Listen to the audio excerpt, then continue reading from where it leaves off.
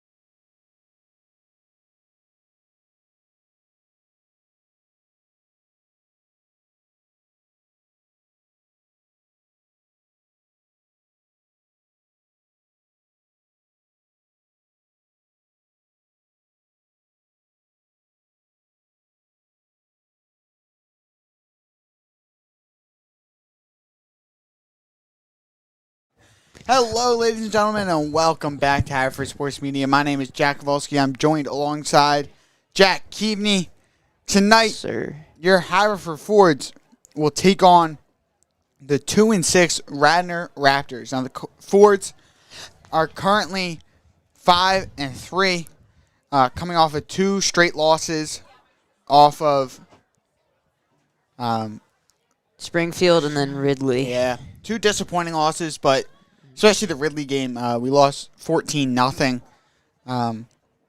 Springfield and Springfield was, you guys all watched that. I was not here for that. I want to thank Grant Laniak for coming in and replacing me for a game. The Fords are 5-3, like we had said. They're 3-3 in Central League, meaning they're at the middle of the pack. Radnor is currently 2-5 in Central League. They're towards the bottom of that division. They're 2-6. They have a first-year head coach in Drew Devitt. So it's a learning year. It's a rebuilding year. They've been at this point before, but we'll see how they can do going into this game against the Forts. Yeah, the only thing is that their offense really needs to pick up. Their defense came away with a great takeaway. Against Springfield, they weren't able to convert that into points. But last week also against Ridley, getting shut out was very unfortunate. Taylor needs to find a groove, find that lane up the middle. And they got to pitch it to some of their other guys as well. Make sure that they get some touches so that it's not kind of that one-trick pony that we kind of saw a couple years ago that didn't get them very far. But we will be right back for kickoff. It's Fight for Life night here at A.G. Corneye Stadium. Don't go anywhere.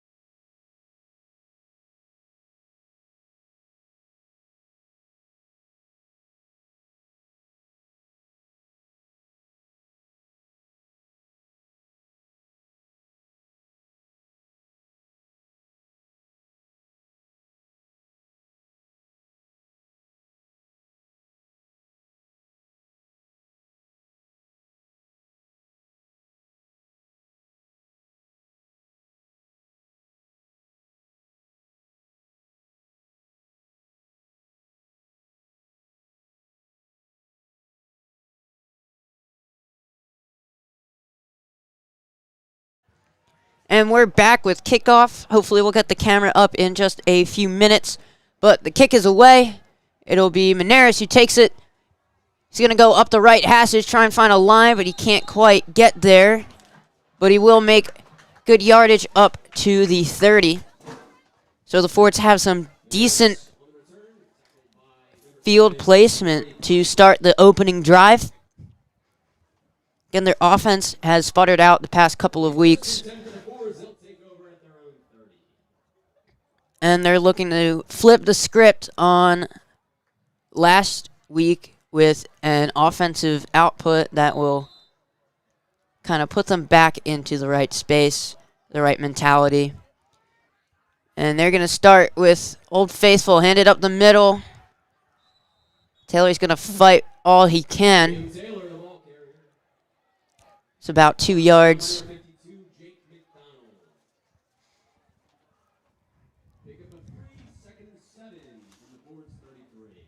So it'll be 2nd and 7 for the Fords.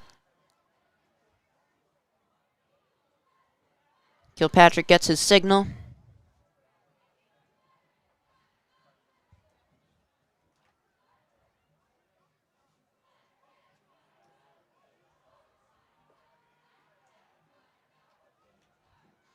Snaps taken, handoff over the right side. Taylor again, he's trying to find that lane on the right sideline. He gets there, but he's tripped up. But he goes into Raptor territory, and the Fords move the chains once again.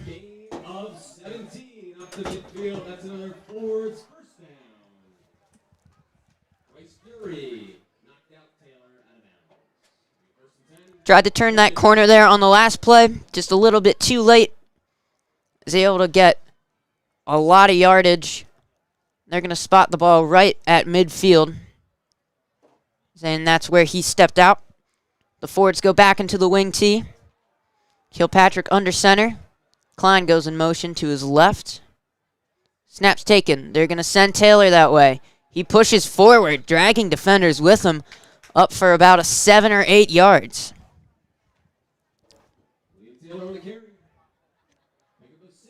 Another powerful rush. And the Fords are moving early in this one. About 10.5 to go in this first quarter. First drive of the game. The Fords are taking it down the field in explosive fashion. One wide receiver this time. Snap's taken. They're going to hand it off over the left side. Taylor's got a lane. He's going to lunge forward for the first down. And the Fords move the chains again. Fords have on their yellow jerseys tonight for Fight for Life. A little bit of a switch up from the regular red jerseys that we see.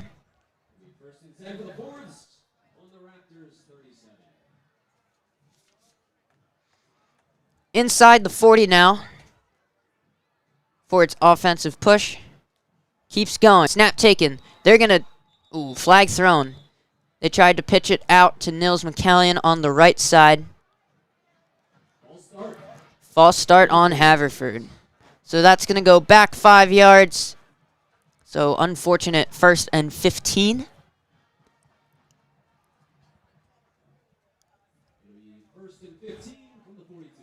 And it's a shame because it looked like McCallion had an opening there. He had a lot of green in front of him, and he was trying to make use of it. But the Fords will have to restart. This time 5 yards back. Take the snap. It's going to be Kilpatrick keeping it himself. He's going to go up the right side. Not a ton there, but it will get him back almost to the original line of scrimmage. So it'll be 2nd and about 11.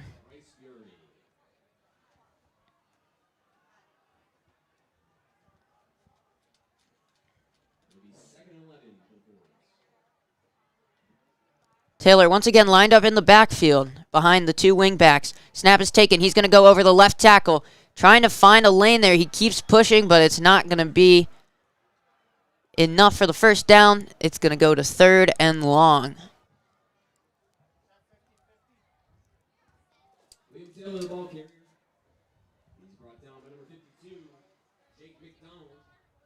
And this Fords defense that looked like it was driving earlier has now, thanks to the penalty, faltered a little bit.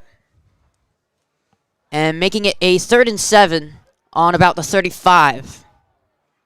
Snap's taken. It's a delayed handoff. They're going to pitch it to McCallion. On the right side, he breaks a tackle and is trying to go down the hashes, but he's stopped. Not after he gets the first down. It's a great drawn-up play there. Almost like an option. Faked the handoff and then pitched it to McCallion, who was behind Kilpatrick, and he had a one-on-one. It's a great play call by the Fords on that one. I mean, I've been paying attention to this camera issue, but we do have it back up and running. It is back up. We hope you guys enjoy. Snap taken. It's going to be Taylor on the right side. Cuts to his left, but it's not a ton. He's going to get some solid yardage out of it. Helmet comes off in the process. He might need to get a new one. But it's going to be 2nd and 5 now. Fords are going to take it from the right hash. Kilpatrick comes back in from the sideline. And the Fords offense has found their spark once again after the tragic penalty earlier in the drive. They were able to convert on 3rd and 2 as Kilpatrick takes this one on the left tackle, but ball might come out. See what the call is. That's one thing every once in a while we'll struggle with, that is the ball popping out. It's just a thing with running the ball so much, is that the ball sometimes ends up coming out. And they figure out how to punch that ball out of that tight hold that the players at the Fords have on the ball. The Fords do keep possession, and that'll make it a 3rd and 3. Same wing tee, no wide receiver in this one. They're going to give it to Taylor over the right tackle this time, along the hashes, pushing forward. It looks like he has the first down, and he does. The chains are being moved once again. inside the red zone at about the 13. And the Fords are knocking on the door of their first points in 2 weeks. Yeah, this will be the first time they scored since that Springfield game. They're going to pitch it to the right side again. McCallion trying to turn the corner. He's going to get really close to the pylon, but he's a few yards shy.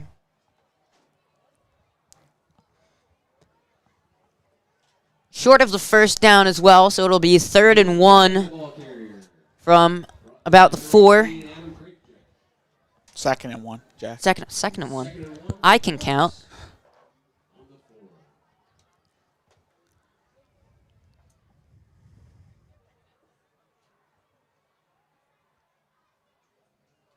Ford's likely trying to just power through here. With only 4 to go, Taylor can easily get them that.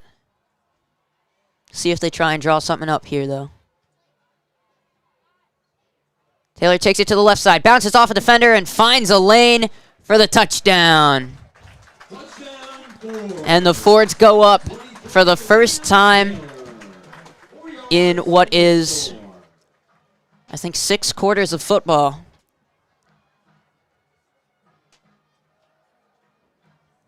Current score is 6-0 with exactly 6 minutes left on the clock. And Manier is back to kick the extra point.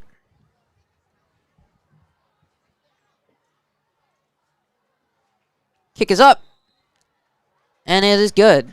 The kick is good. So 7-0 Fords driving in a quicker fashion than they're used to down the field. Couple of explosive plays. Taylor had a big one. McCallion had a big one on a crucial 3rd and 2. After the penalty, they were able to bounce back from that. And McCallion took it all the way down inside the 30. And you can't really ask for a much better start than that. No, you cannot. I mean, scoring on that first drive of the game is always a good thing. And especially when it's a touchdown. And I know the way they did it isn't the best way that the coaches wanted them to do it, but things happen, you got to bounce back. And that's what they did.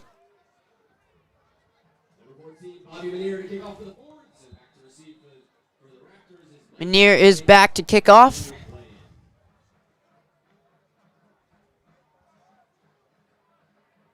Too deep for the Raptors. It's a low line drive. And it's going to be picked up by Enright. He's going to go on the right side. He's got some speed. A little bit of a lane there. He's going to power all the way up to about the 30. But he took it from almost the goal line, so an impressive return. Puts Radnor at the 30. And they'll start their drive from there. Of course, Enright is the main guy that the Fords have to look out for. We saw there his almost deadly speed. It can really be a factor if he gets by that defensive line. The quarterback as well, Luke Riley, he is a big guy. He is 6'4", 210. It's a big quarterback, especially in high school football. He's going to hand it to Enright. He's going to try and turn the corner on the left side, but the Fords hunt him down, and it'll only be a gain of about 3 or 4.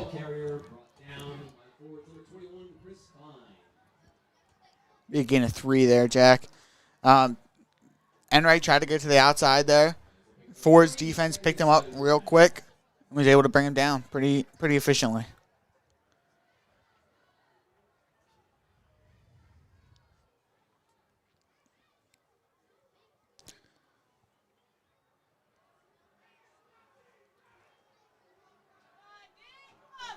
The Raptors go with a running back, a wing back, and a few receivers. As Riley's going to roll to his right, he's going to fire down that right side. Almost picked off. Peter Menares gets a hand on it. And despite not getting the turnover, he breaks up what could have been a huge pass down that right side. Yeah, it could have been a destructive play that the Raptors could have gone all the way. Just a great play by Menares, able to reach his hand out and block that pass.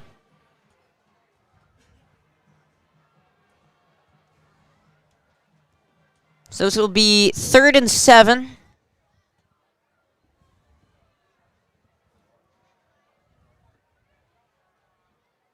Forwards ready. Looks like they're going to rush 4. Riley back to throw again. Right side. And it's picked off! Bobby Manier down the left sideline. He's going to go all the way, breaking a tackle for the touchdown. I thought that could have been a completion. But at the last second, Manier swoops in and wrestles it out of the arms of Miles Davis and takes it to the house. It was a great play by Manier, great read. Just able to get down and then able to get into the end zone. Just amazing play by him. Did a great job of breaking Enright's tackle. Enright primarily a wide receiver, running back kind of player, but he does play defensive back at times as well. Kind of a corner for the Raptors. And Manier's going to try and add one more to his pick 6 already. Is a pick 7 a thing? Are we making that now? I think we're making that a thing now. All right.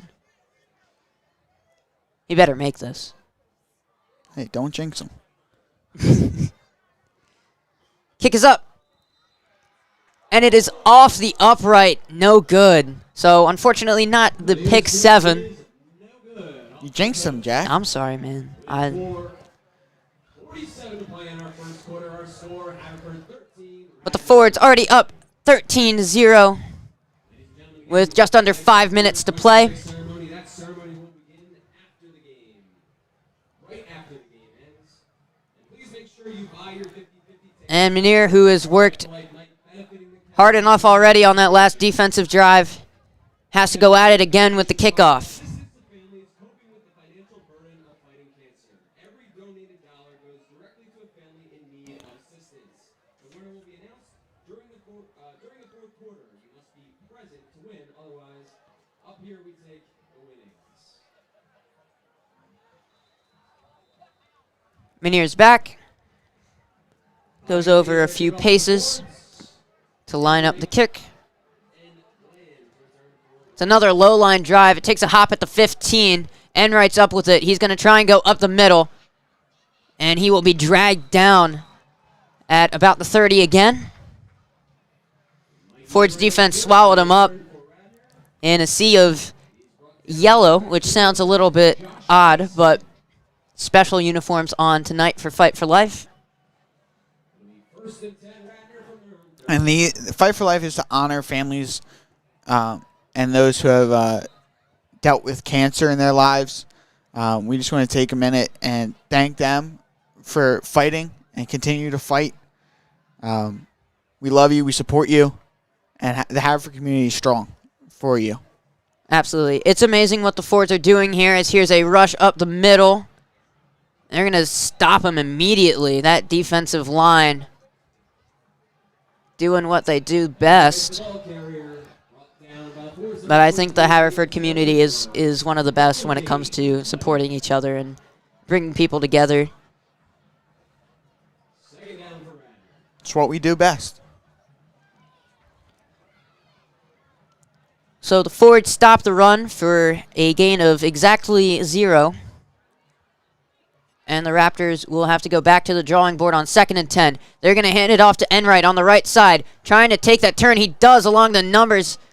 He's going to be dragged down just shy of the marker. Every time he starts taking off, it could be a problem for the Fords.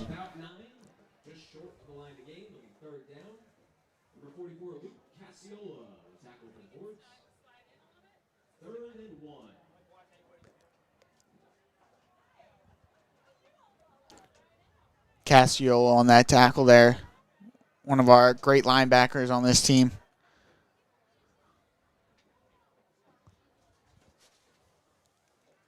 Riley takes a snap in the gun, hands it off to Enright. He bounces off a tackle, trying to go up that right side again, and it looks like the Fords will hold him. We'll see the official measurement, but it's looking like a 4th and 1 right now. And it is. The Fords stop him again. Enright, who is, speedy. He is They're telling them to move the sticks. Was initially called a 4th down. The down marker was changed to 4, but they're going to move it. They're going to move the chains. So the Fords defense in a new series now. Their defensive line has been holding up really well. They just got to be wary of those outside rushes. Riley in the gun again. Play action. Looking to throw. He's going to roll to his left, and he'll have to throw it away. Caught on the sideline. Our athletic trainers are really emphasizing that athletic part. Yeah, those. I think that was Mr. Host, one of the assistant coaches. But those athletic trainers, they play their fair share of sports. What do you think Dave runs on a 40-yard dash? Going a 4.4. Peak condition, Dave's running a 4.4. Give me 1 second.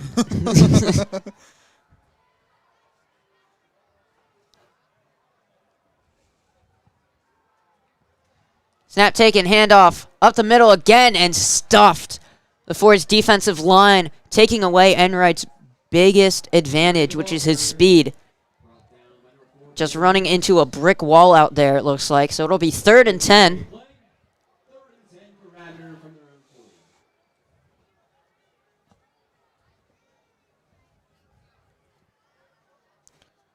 Enright he's a speedy guy, and he's able to get to the outside quickly if he has to. But if we can just keep stopping him, it's a great thing. Radnor goes with 3 wide receivers, and they're going to look to find one. They go right side, and that one is caught. And just shy of that line to gain is Miles Davis.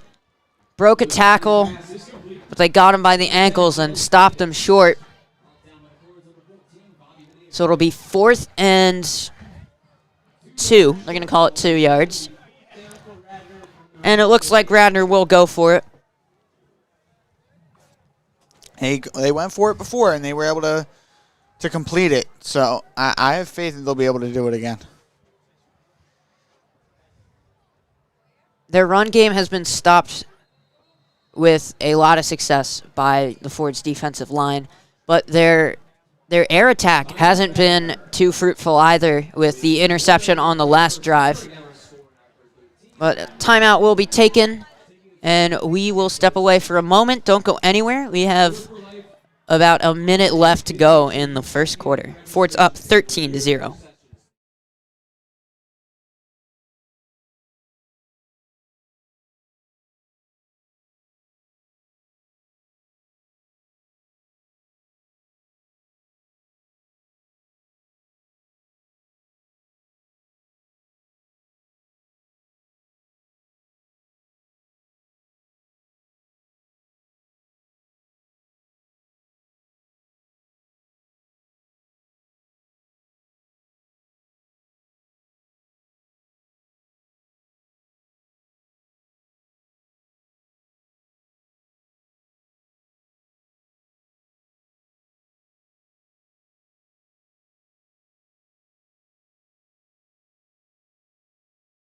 On a tricky 4th and 2 here, the Raptors look to convert. They're going to go to the air.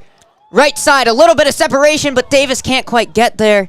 It's overthrown, and the Fords will take over on downs just across midfield in Raptor territory. Great starting position for them. They were able to convert last time, starting at about the 30. Couple of big rushes. They're able to overcome a penalty. And that's the only time we saw the offense on the field. Their other 6 points came from a pick 6 from Bobby Manier. Almost was the pick 7. That would have been such a cool name, but he's probably tired out after that run. He went a long way. Went a long way really quickly.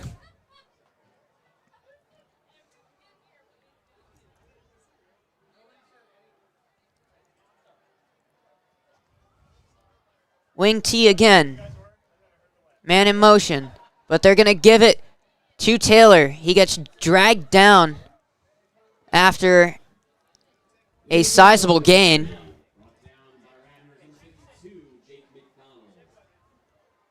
There's a flag. maybe an unsportsmanlike conduct call. There is a flag on the play. It's sportsmanlike conduct on the Fords. Will be against the Fords. So that'll move them back. I didn't exactly catch it.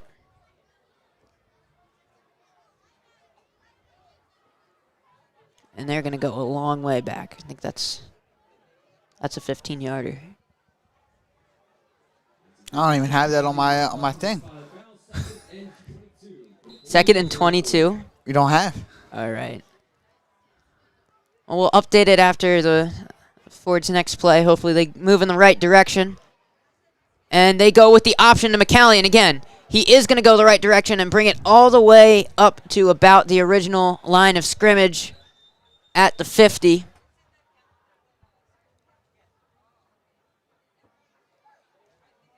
That was a good use of the option. The Fords have struggled on that play a couple of times.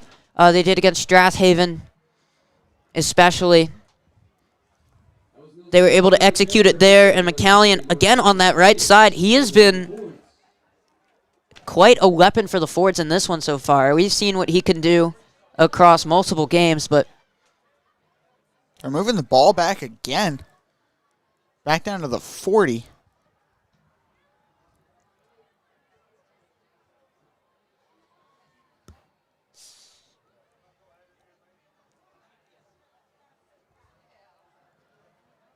honestly, I'm not sure why that is, but the Fords will go for it again on 2nd and 22. We'll move up a few yards. Hopefully that gets us within the range of the scoreboard. And Taylor will get there. So it'll be 3rd and very long for the Fords.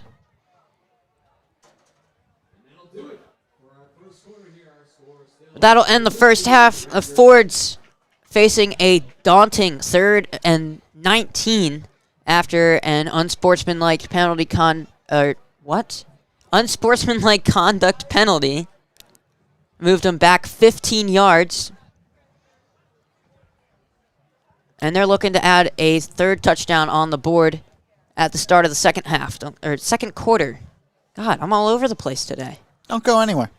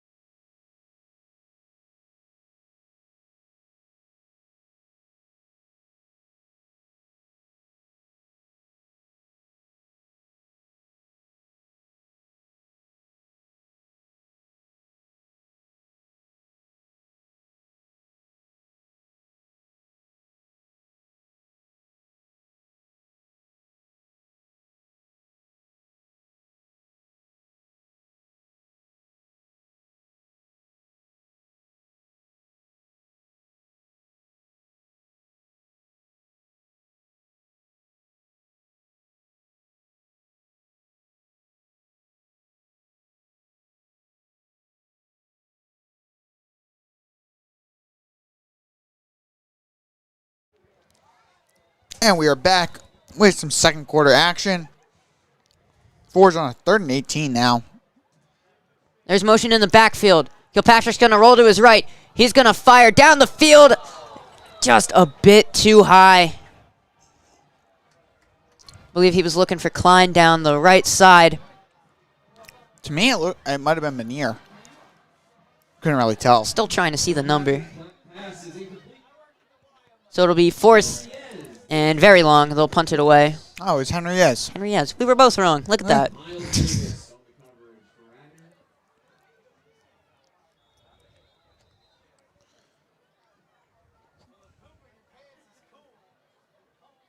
And I believe Radnor will call a timeout. Interesting choice there. I mean, on the punt, I'm not sure what they're trying to do. But the Fords, I mean, that penalty is just so tough. They can't really make up for that one like they did on the last drive, as it's 10 more yards than the false start penalty.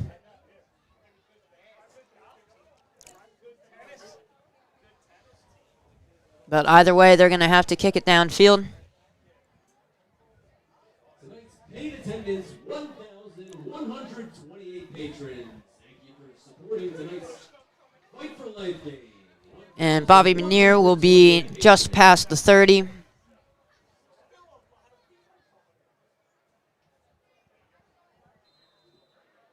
Bobby Manier to punt. Enright to receive. And it's another low line drive. Takes a bounce at about the 25. Enright picks it up, breaks a tackle, but persistent defense there. Trying to see who that was. Enright brought down the play by number It's 51. Rocco Walker. Rocco Keller. Rocco. It's Brendan Walker and Rocco Keller. Yeah, they're right next to each What other. am get I it. doing today? I don't know, Jack. All over the place. The unsportsman penalty conduct. Yeah, yeah. Oh my You're goodness. What a week it has been. But a great play by Rocco Keller there.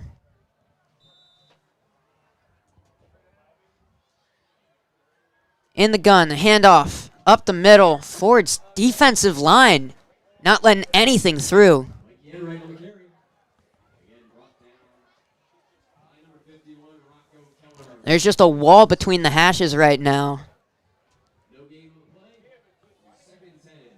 And they'll keep it at 2nd and 10.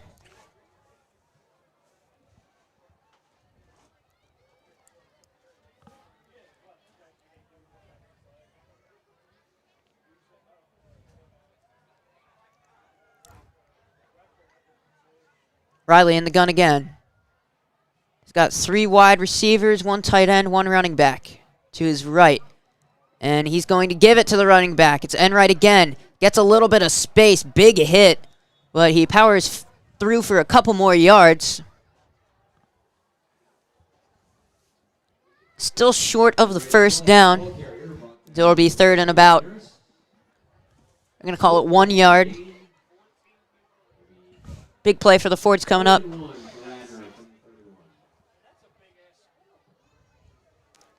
They've been really good on 3rd down so far. It's only 1 conversion from the Raptors, and it was on a 3rd and 2. See if the Fords can stop them here. Here's another handoff. They'll go up the middle, and there's a little bit of room that time. So chains will be moved, with the Fords defense still playing in their own territory. Number 7, Mills McCallion on the tackle for the Fords. Just past the 35. The Raptors will get a new series. The 36.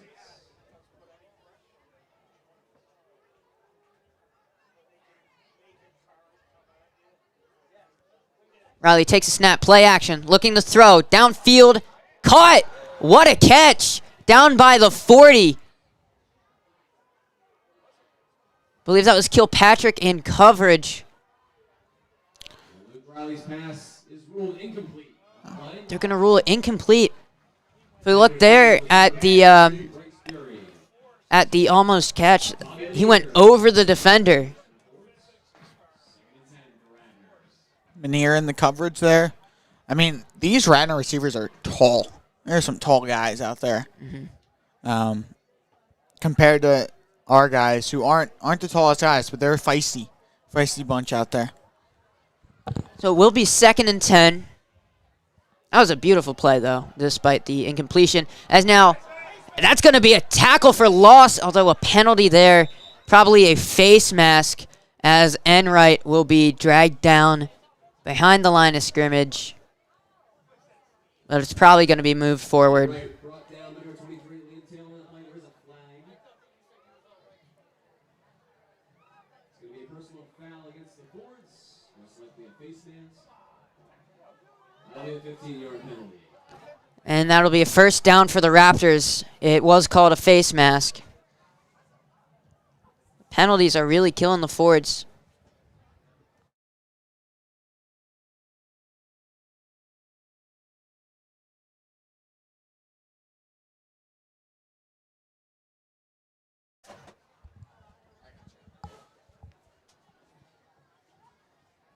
Fresh set of downs now for the Raptors.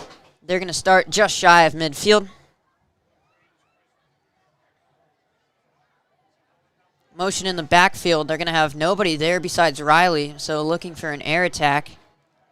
Riley looks to his right. He's going to throw down the sideline. Enright has separation, but it's just over his head. Very unfortunate play there. Enright had a good amount of separation, just outsped his defender and was taken off down the numbers. Just a little bit of an overthrow.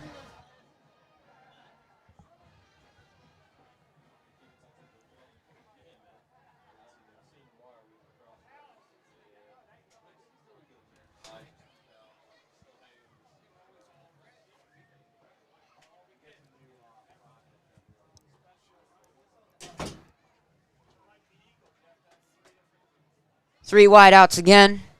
Snap is taken, play action. Throw to the left side, almost caught. That was close. I thought that could have been a pick for a second. It was up there for a while. But just an incompletion there.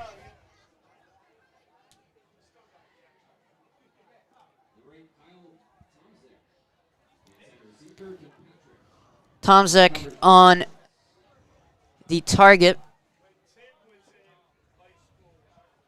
But it'll be 3rd and 10 now after the 2 incompletions. Joe McGinley comes into the game for the Fords on that line, on that stellar defensive line.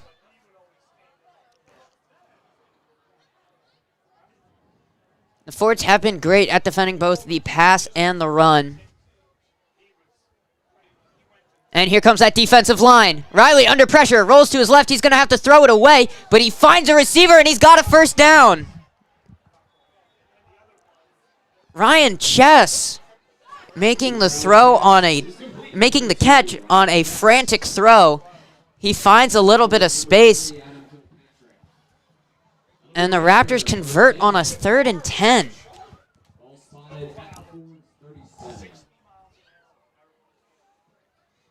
In the Ford's territory now. It's 1st and 10 on the Fords 37 with 8:16 left in this second quarter of play. Fords up 13-0 against the Radnor Raptors.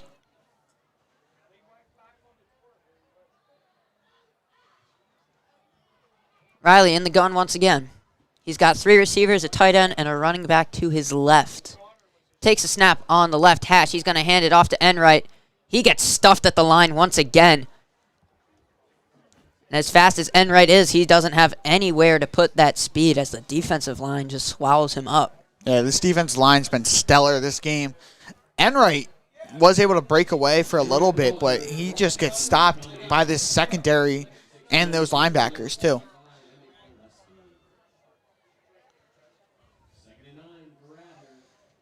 They're going to give him 1 yard on the play.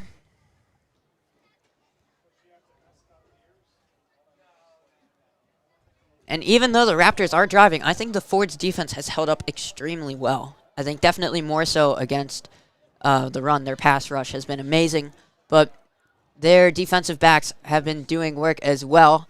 As there's motion, nobody in the backfield. Riley looking to his left. There's separation for Enright. He lays out but can't hold on. Almost a spectacular catch. I think Riley just puts a little bit too much on the ball. I mean, Enright laid out for that one. Just a great job by Enright trying to get to that ball. Just a little too much by Riley. But overall, it was great coverage, too.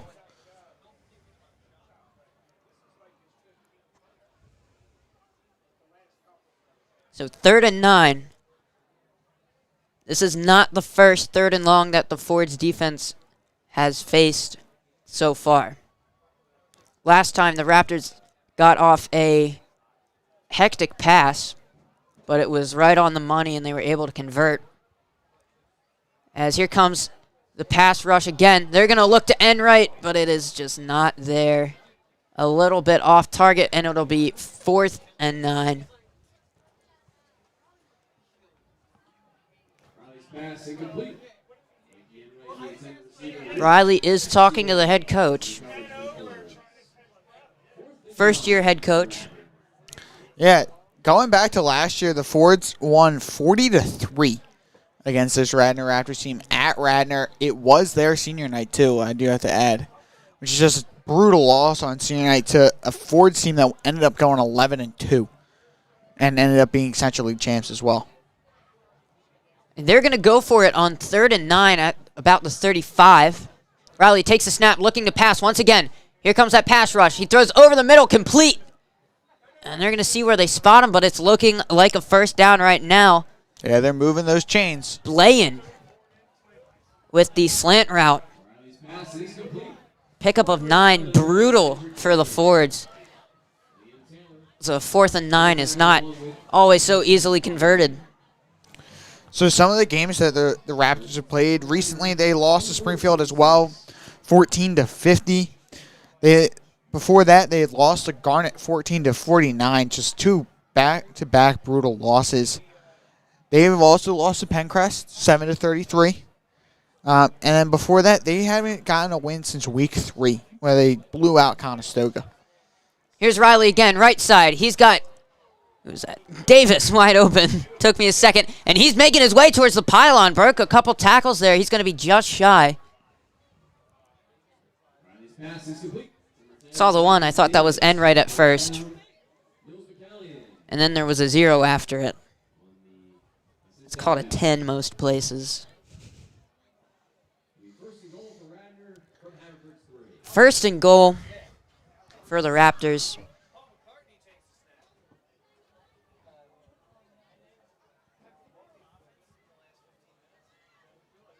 They have just 3 yards to go until the end zone. And it'll be Enright up the middle.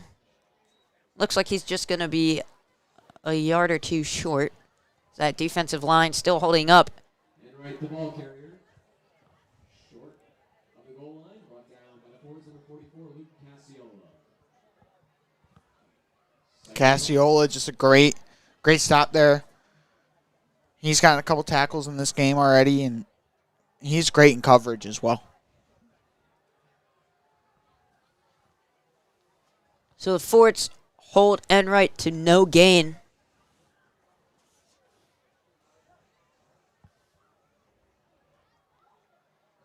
And it'll be 2nd and goal from the 3. Riley looking for the pass, and it's tracked down. Enright had it in his hands, but the Fords defense, I can't really make out these numbers on the far side of the field with the yellow jerseys. Yeah, it's kind of tough.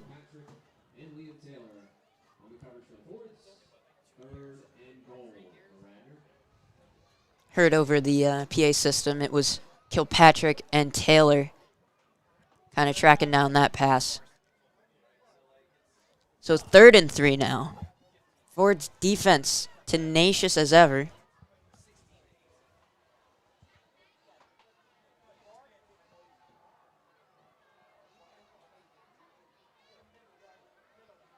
And they hand it to Enright. That defensive line, once again, big stop. It'll be 4th and goal. If they went for it on 4th and 9 from the 35, I'm sure they'll go for it here with 1 yard to go. Yeah, I don't see why they wouldn't. This is a good opportunity for them to get on the board. Or even if they don't convert, the Fords are way back in their own territory right now. It'll be interesting to see what the play call is here. Obviously, that defensive line has been so good, but a pass might be a little bit too risky. And they will hand it off to Enright, but he gets stuffed short of the line. And the Fords come in on a 1st and goal from the 3 and stop him on 4 plays. The bad news, however, is that they are on the 1. Yeah, it's going to be a little tough for Adam Kilpatrick. I mean, just running up the gut with Liam Taylor. Do what they've been doing. Just got to be careful of any really heavy blitzes that might push him back into the end zone for a safety. And any dropbacks, too. That's Too right. many dropbacks. It's going to be tricky to get out of here no matter what they try and do. All they really can do is execute. All the way backed up on the 1. 1st and 10 for this Fords offense. Snap is taken, and they'll push forward on a quarterback draw. That'll get them a few yards and a little bit of breathing room as well.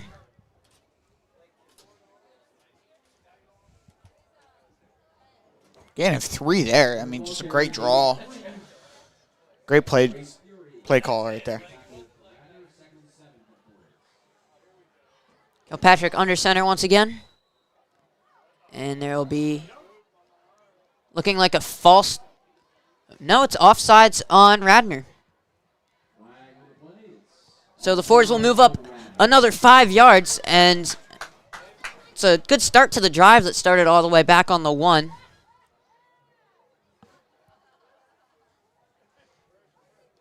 They got 2 yards to go.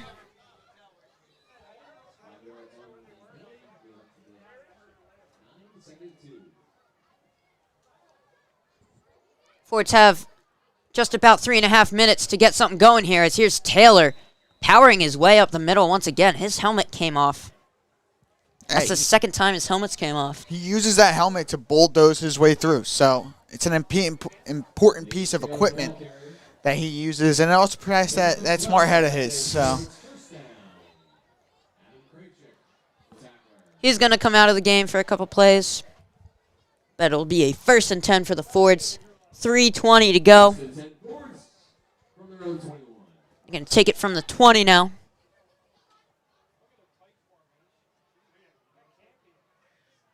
And it'll be Kilpatrick keeping it himself, goes over that left hash. Gets a little bit. A solid game, but the Fords need something explosive if they want to get all the way down the field before the half.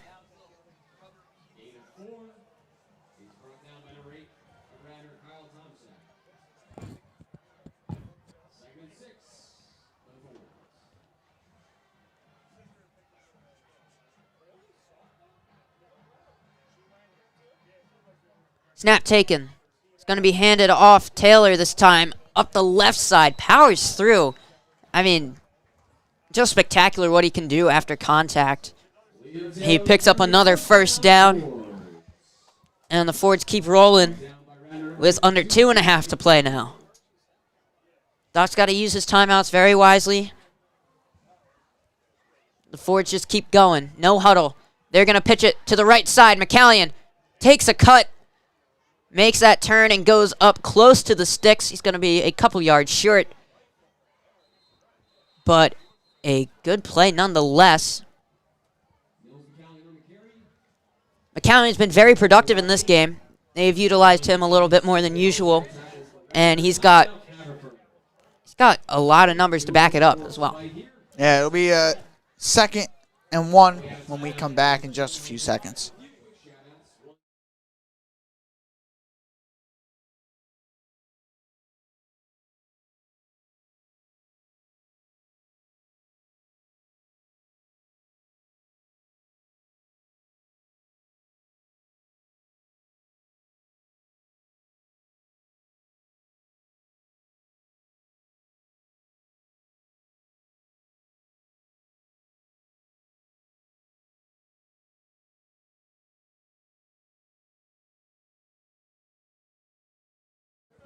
And we're back. The Fords driving with 2 minutes to go in the half. They're approaching midfield at the 44 currently. And they're going to pitch it again. It'll be Taylor this time on the left side. Breaks through a couple tackles. Gets the 1st down and moves it up towards midfield.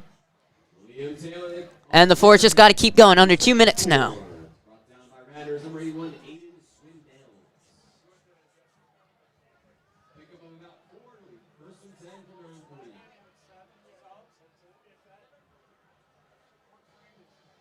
Kilpatrick under center in that wing tee. He's got 2 receivers this time.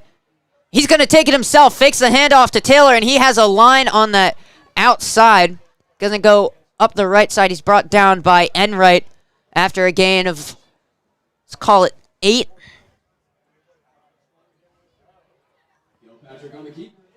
It's going to be about 7. Ford's now got a minute 15 to go. Snap taken. And Kilpatrick on the option. He's going to shuffle it to his left. And there's a lane for Chris Klein. He's going to go inside the 30. Late shuffle there. Shuffle, excuse me, on the... I'm not speaking correctly today. If anybody has noticed. But a late shovel pass there. And Klein took advantage of it. He looked a little bit surprised, but he was able to get it done. And now there's 1 minute left on the clock for the Fords. They take a timeout. They're inside the 30, and they're looking to put up just a couple more points on the board before the half. They're up 13-0. It is fight for life tonight. That's why they're in the yellows.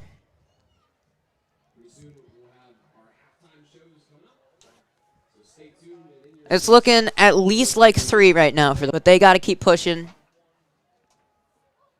A long field goal for Bobby Manier, but I believe in him. He could do it. He has sent it very far on the kickoffs several times. I think it's just a matter of making sure he can do that while maintaining accuracy, because a lot of times on those farther kicks it tends to go all over the place. The wind plays a big part in that. And that's for everybody, too. Manier is very talented. He's picked 6 already in this game. I mean, just an all-around great player, Bobby Manier is. Kilpatrick looking to pass. He's going to roll to his right. He's being pursued. He gets the pass off, and it's complete at the 5 and in for the touchdown. Great pass by Kilpatrick to Peter Maneras.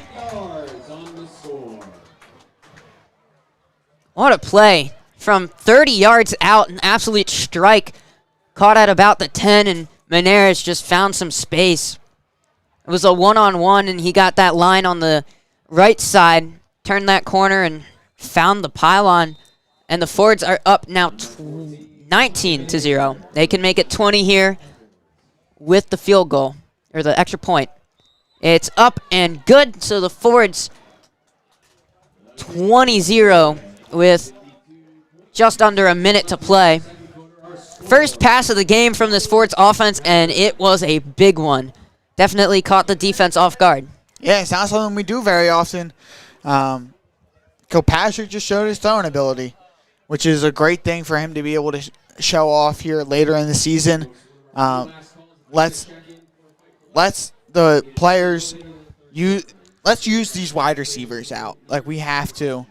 They're great, and they know they practice passes in practice, I've heard. So it's a good thing that we're utilizing those guys.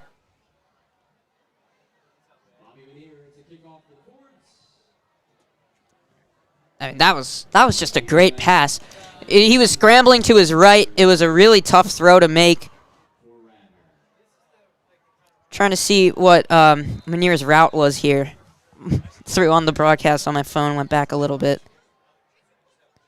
Looks just like a post, and he stuck with it throughout the scramble. As the kickoff is going to be returned once again by Enright. He's trying to find that turnaround on the far side. Can't quite find it, but still a nice return. He's going to bring it up past the 30. It might even be past the 35.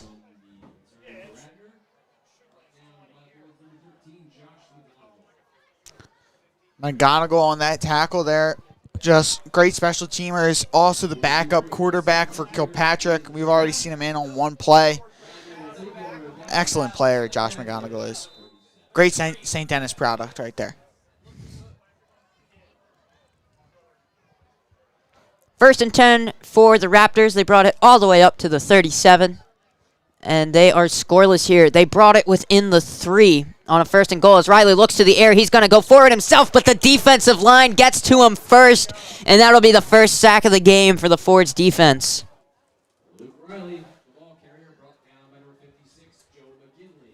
Be a loss of, I believe, 1 on the play. It'll be 2nd and 11 with less than 20 seconds left. He tried to step up in that pocket, but it was already collapsing when he did so. And this clock will just run out as Enright gets some space, and he is just going, using that speed of his, and gets pushed out of bounds by Peter Maneras. They have 3 seconds left on the clock now. Mikey Enright, the ball carrier. That'll be a Radnor first down. Ball spotted at the 45. So likely one last play. The Fords held them to just 2 yards on a 1st and goal from the 3.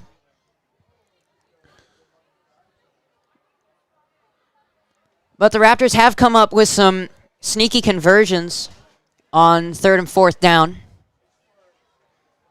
And they only got 3 seconds to make something happen, but they definitely can as Riley's back to pass. And he's got a wide open man. That's Davis on the left side, but he's tripped up. Solid gain, but not enough for any points. And we'll go into halftime with the score at 20-0. I mean, both teams, the Radnor Raptors have been able to get down the field pretty effectively. Short bursts just have been able to get them down. And the Fords, great defense, able to stop them down on the end zone and able to march their way down the field. Great pass by Kilpatrick. I'm excited to see what the second half brings for us. I think there are only 2 things that the Fords can improve on here. And what is that? One of them is penalties. That is penalties for sure. killed them. On that last drive that got all the way down to the 1, they had a couple huge penalties that resulted in first downs and more makeable plays for the Raptors. And the second one is pass coverage. I know the passes haven't been very detrimental to them yet, but especially Enright has found a lot of space and just a little bit of some overthrows a couple of times from Riley has been a kind of a saving grace for this defense. But their rush defense has been stellar. And already with an interception, they had that great play by the goal line. That was Kilpatrick and Taylor tracking down Enright. But just a little bit more. It's going to be difficult to catch up to this Raptor wide receiving cores as they are very quick. But if they can just close that gap a little bit and force some more less than perfect throws, I think they'll be looking really good. Yeah. I'm excited to see what this second half brings, and we will be back after halftime.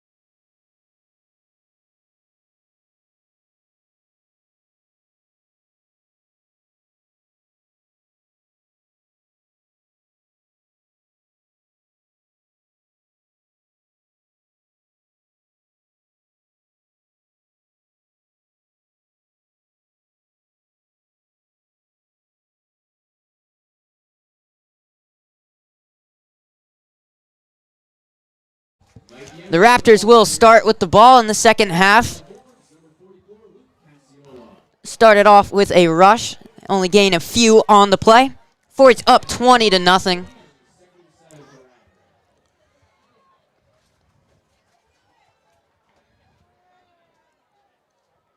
Fords took it to the house on their first drive, then got a pick six, and then scored with a minute left to go in the half on a 28-yard strike from Kilpatrick to Maneris.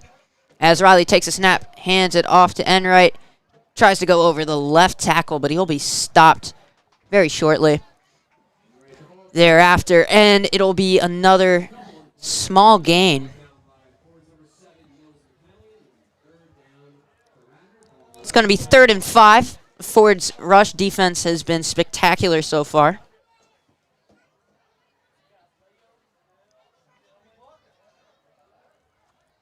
This Ford's defense has been stellar so far. Not letting up any points so far in the game. I do want to remind everybody it is Ford's Fight for Life night. There will be a nice ceremony after the game commemorating those we have lost and those who are still fighting with cancer. Here's a snap. Riley looking to throw. He's got a man downfield across the 40. That was Blaine. He's listed as a wide receiver, but at his size, he's definitely a tight end. I mean, the height of most of these guys, on our team, they would be a tight end. But these Raptors players they're fast and they're tall. I will be interested to see if he is going to line up out wide. He's going to be in the slot, so he is the slot receiver. But a great throw. As here's a handoff. Ford's defensive line getting to it again. The ball comes loose. And it looks like it'll be recovered by Radnor. But a great stop nonetheless, and it'll be 2nd and 10.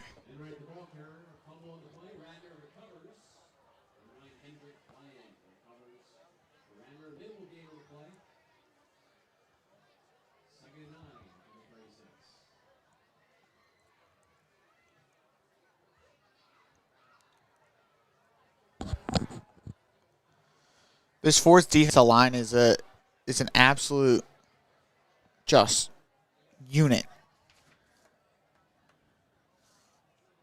Sorry for the camera going out right there. As Radnor hustles to the line. Timeout will be taken to prevent the delay of game. Under 9 minutes to play. Radnor with a big throw to get them into Ford's territory. They're sitting at about the 36 right now.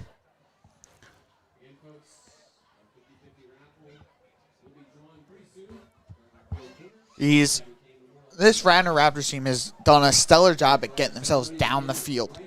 Their next job is to get the ball into the end zone. That's their struggle. They got it down to 3. It was 1st and goal from the 3, and the Ford's defense just showed up in every way possible. Yeah.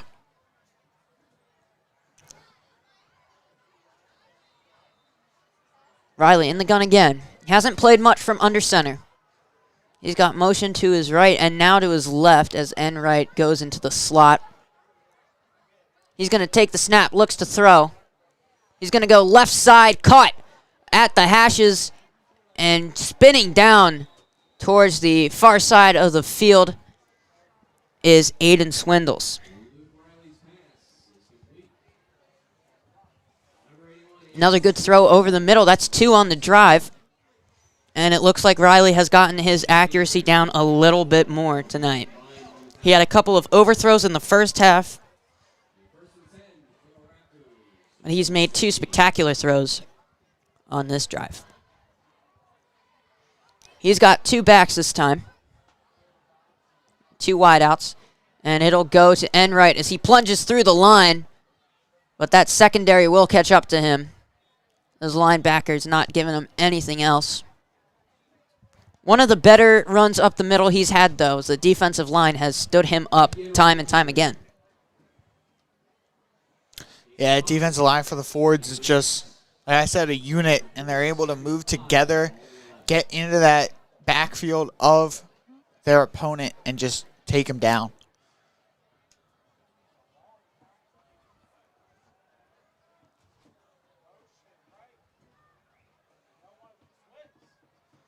Snap taken. Defensive line comes in. The throw is just a little bit off. Davis can't hold on to that one as he was slanting on a bit of a post route, looking for the end zone. The defensive line coming through a little bit, applying some pressure, and it'll be 3rd and 5.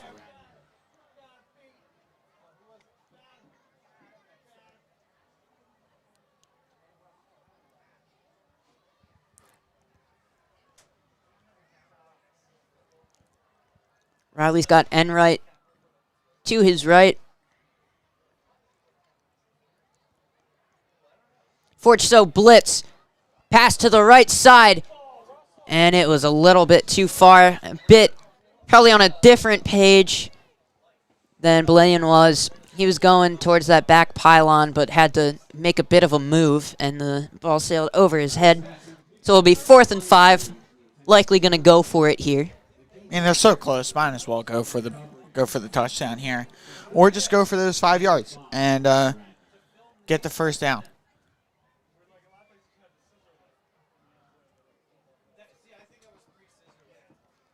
Fourth and 5 from the 11. Ford's red zone defense has to stay put for one more play. Riley in the gun. He's got 3 wideouts, 1 running back. He's looking to throw. He's going to go right side and just a bit off again. Blaine can't quite catch a break there. Tight coverage and a throw that was a bit out in front of him. And the Ford's red zone defense stays true again.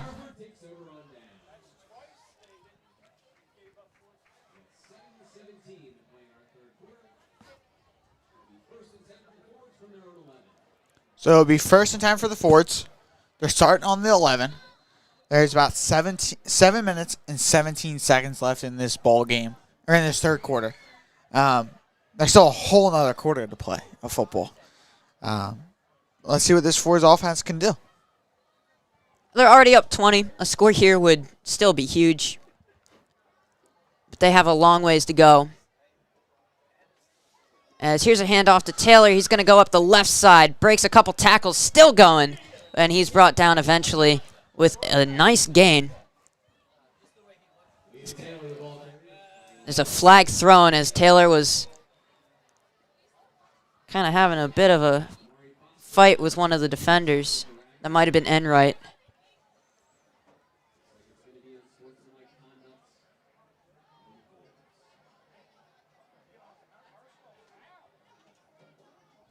And the Fords will move back again.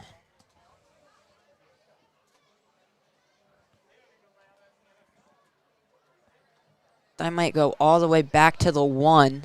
That's a 15-yard penalty, and they were sitting around the 15. But no, it's just going to be half the distance to the goal. Another huge penalty for the Fords. They've been backed up to the 1 and brought it down to the other end of the field in less than 4 minutes.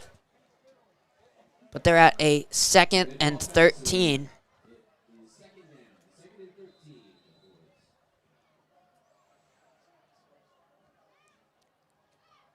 Snap taken.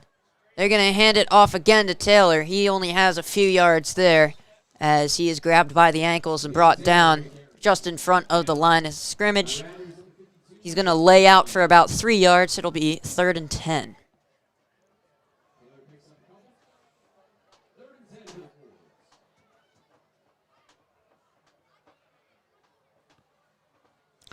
Be a 3rd and 10. They're back at the 11.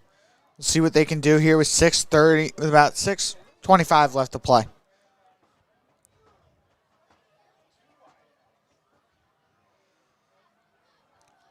They have 2 wideouts. They might actually throw it here. But they'll keep it. It's going to be Kilpatrick taking it himself. Turns the corner on the left side. He's not quite there. and that's likely going to lead to a punt. It's going to be 4th and 1. They might go for it, actually. I expect them to punch it up the gut here. Just an easy, quick play. They got to keep the penalties in check is the only thing that's really been dragging them down this game.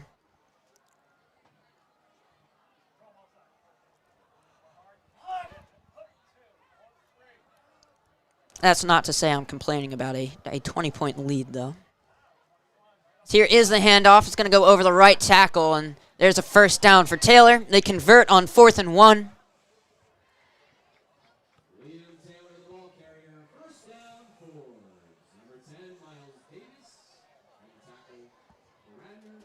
Chains will be moved once again. Fords make a substitution. Yez comes out of the game. Yez is one of those guys who stays on the outside and usually is a blocker, but he can be a running back if he has to be. He's also been one of the guys that take short kick returns. If the other team doesn't want to kick it all the way to Menares, he's done a good job. So here's another rush.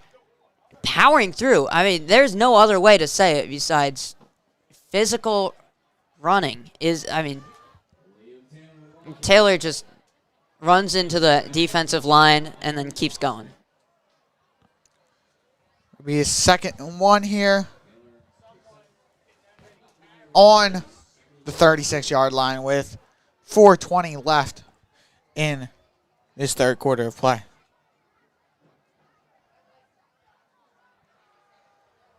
Second and 1. Fords will hand it off once again. That's going to be a first down and a few yards more. And they are quickly moving towards midfield.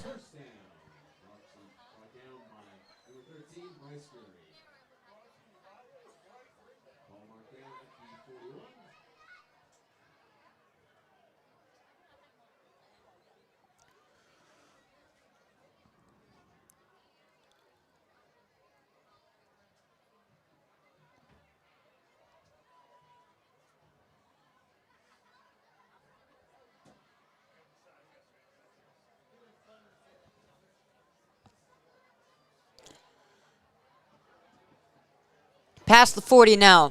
Ford's driving. Under 3.5 to play in the quarter. And there will be a timeout called.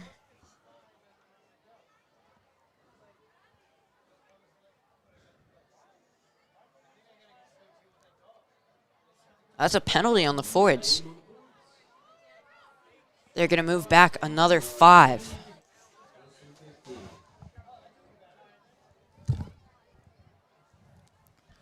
These penalties have been really holding the Fords back. I mean, even though they are up 20-0, but it's been holding them back. It's just the idea, right, that this might cost them at some point, as they'll run a play here, and nothing there. Taylor's going to be driven back. I know Kilpatrick took it himself. That's not something you see a lot with this offensive line, but first sack of the game for the Raptors. That's 1 apiece for both teams. And it's going to be 2nd and 16.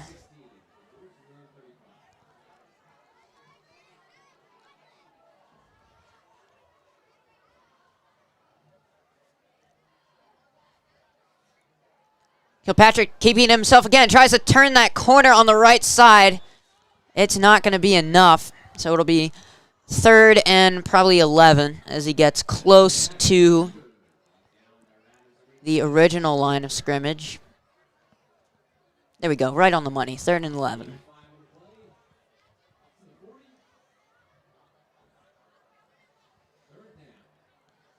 Just over 2 minutes to play. Ford's offense kind of shooting themselves in the foot here on this drive. As here's a pitch to the left side. Menares trying to turn the corner. He does so, and he gets the first down.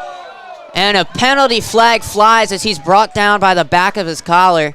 And that'll be another 15 yards at the end of the play. Yeah, it's just a great play call by the Fords. And then Menares really sold that play call, too. He did get ripped down by his horse collar. That's what they call that. And it's something you don't see very often in high school football is a horse collar. I think there's been more penalties that I haven't seen here. Usually it's, false start, maybe an occasional holding call. But we've seen personal fouls, face masks, unsportsmanlike conduct, now a horse collar. It is a dirty game out there. Yeah, it is. I mean, it's a tough game to play. That is for sure. These guys put their bodies on the line every week just to play a game that they love and that we love calling.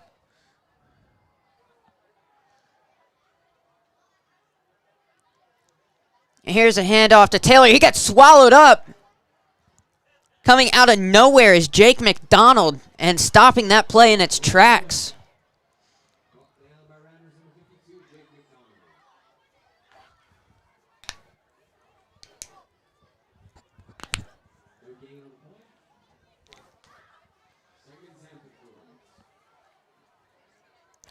Be a 2nd and 10 on the 31 with less than a minute 30 remaining.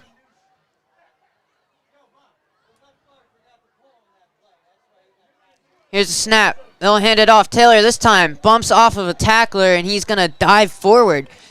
I mean, it's amazing what he can do even after that initial contact. Really is. He uses that body like it's got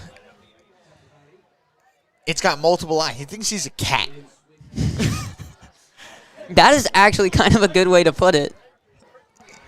He uses his ability to just run through people.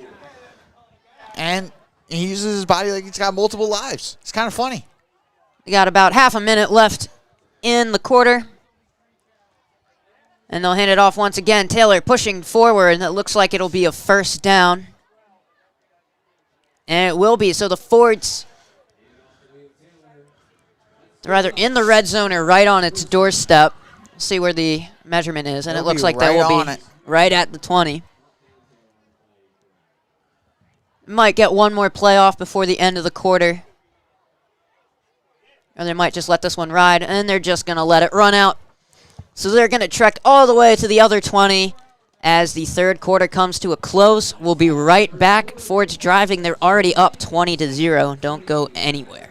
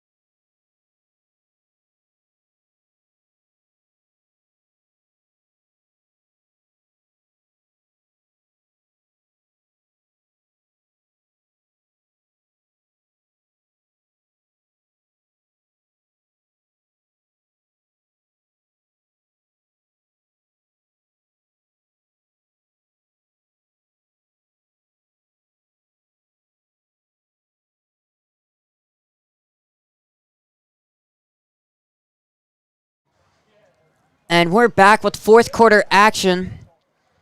The Fords in the red zone. So here's a handoff to Taylor again. Drags a couple defenders with him as he pulls forward for about 5 yards or so.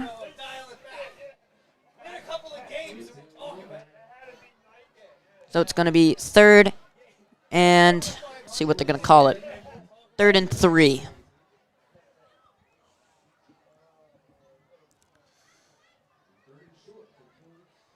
Ball on the 12-yard line. And the Fords draw the Radnor line offsides. Just a great ability to do that. I mean, you see that in the NFL all the time. So, high school football, you want to be able to do that too. Free first down for the Fords, and now it's 1st and goal. They got 7 yards to go. Their red zone defense has been stellar so far. The Raptors' defense in the red zone hasn't had much show because they did on the first drive, and then there was the pick six, and then the 28-yard absolute dot. This rush is not going to go very far. 3 yards still. Cuts their distance almost in half.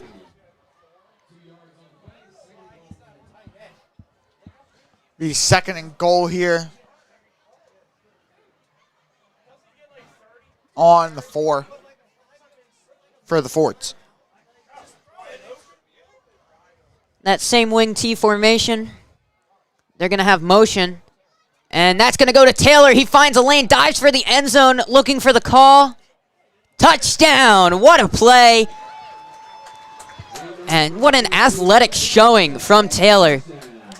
Taylor, like he always does, takes the brunt of this offense. Which is good to see. Who went left, cut right, and then dove over a couple defenders. Peak athleticism. Quite possibly.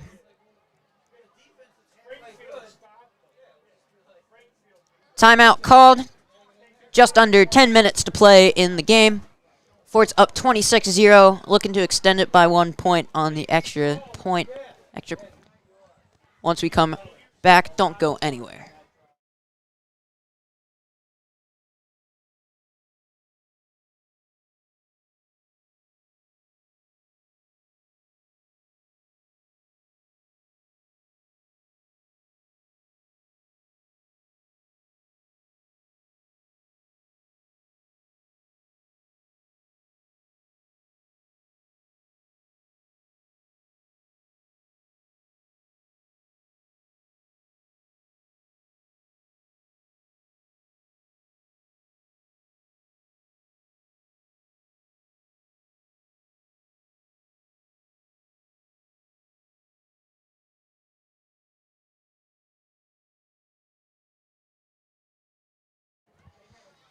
Fort's back at it, going for 2 here. They're going to pitch it to the right side, and that's going to be an easy 2 for the Fords. McCallion towards the pylon, and he had to use every inch of that field, but it'll be 28-0. Fords need 1 more touchdown, and then the clock just runs. But, at this point, it's the 4th quarter. I don't think they do that. Only if it's before the 4th quarter, I believe. Either way, 28-0 is going to be a large deficit for Radnor to come back from with 10 minutes. They'll have this drive. They might get a second drive if they're lucky. So I think the Fords put this one away. Their defense still has to show up, as they have been all game.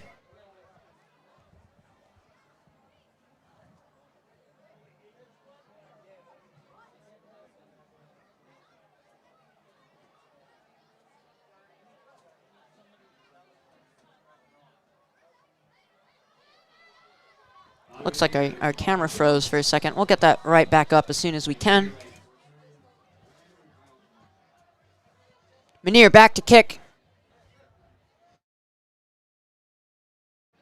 Low line drive, bounces a bunch before it's picked up. Bunch of cuts there by that right hash, and it'll be a solid return. This time it'll be taken by Kyle Tomzak. And the Fords just have to run clock as much as possible here.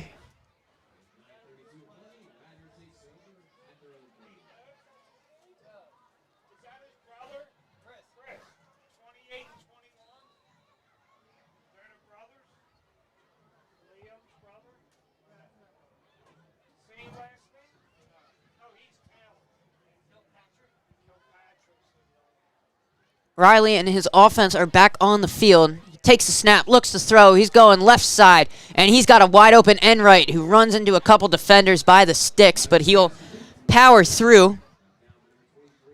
And a first down.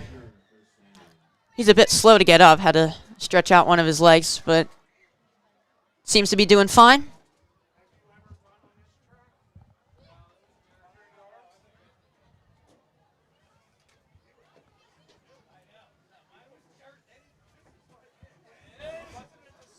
Clock keeps running. 9 minutes to go. On the left hash this time. Riley looking to throw. He's going to go over the middle and just over the head of Blaine.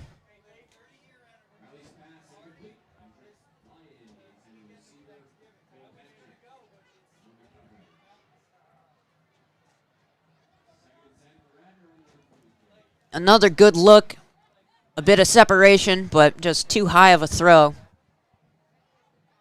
Blaine couldn't come down with it.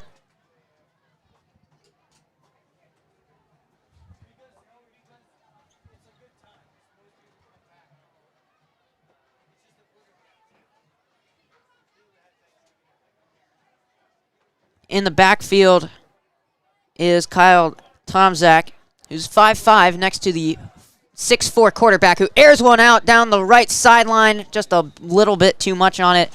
Enright was being covered very closely. It was Manier on coverage. And it'll be 3rd and 10 now after the double incompletion.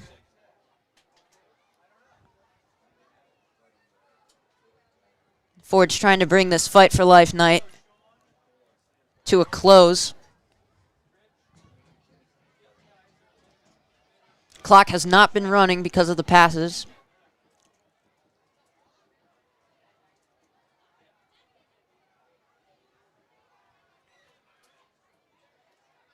Riley in the gun, takes a snap, looks to throw again. He's going left side this time. He finds Davis open past the sticks, and that'll be a first down for the Raptors.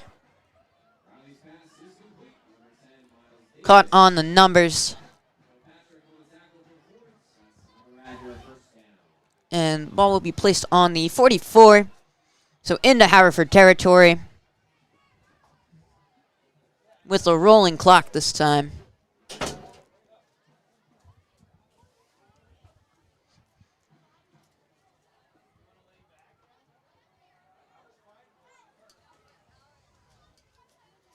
Ford's defense lines up. They're going to show blitz, and they do. They're going to rush 5. Taylor gets past the defensive line, and Riley will have to throw it away. Great pressure from the Ford's defense. Force the incompletion.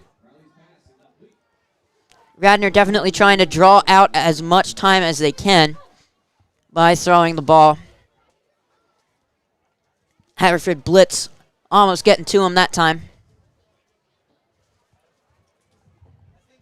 And they're going to stretch these last 8 minutes as far as they can.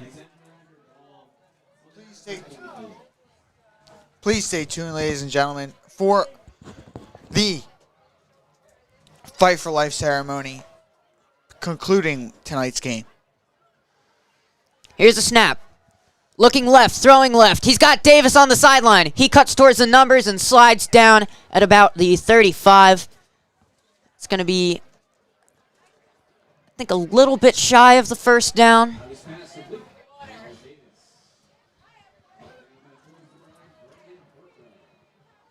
It is. It'll be a few yards shy. It'll be 3rd and 3. Davis with a couple of catches already on this drive. He's done a great job of moving that ball downfield.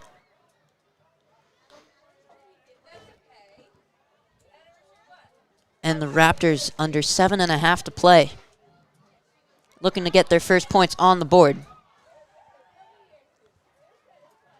Take the snap again. Play action. Looking to the right this time. Enright is not going to be able to get there. Manier in coverage again. He's done a nice job this drive of locking down Enright. Hasn't let up any huge plays yet. But I think maybe a different route than Riley thought he was going to run. Enright did a little bit of a cut by the 30 and then started to go. And it looks like Luke Riley thought he was just going to go. No cut. So it'll be 4th and 3. Ford's defense needs to hang in there for one more play. Riley in the gun again. Most likely looking to throw. They show blitz, and they'll get by. Taylor rushing from the left side. The throw is incomplete. Kilpatrick in coverage. Got in the way of Blayan. And the Fords will take it on downs once again. This is the 3rd time the Fords have gotten a turnover on downs. That throw could have been dangerous. It was on target, but Kilpatrick got in the way. Broke that line of sight, and I think he got a hand on the ball as well. Looked like it, and it kind of flipped over end over end and then went out of bounds right over the hands of that Radnor receiver. The nice thing is about this Radnor offense, they like to throw the ball, which is something the Fords aren't really used to, but they're adapting really well to guarding this pass. And that's one of the things that the Fords have told me, that they watch film on Radnor. They know about their own mistakes, but let's focus on this next game. There's not going to be much room for Taylor that time. He'll probably pick up a yard or two.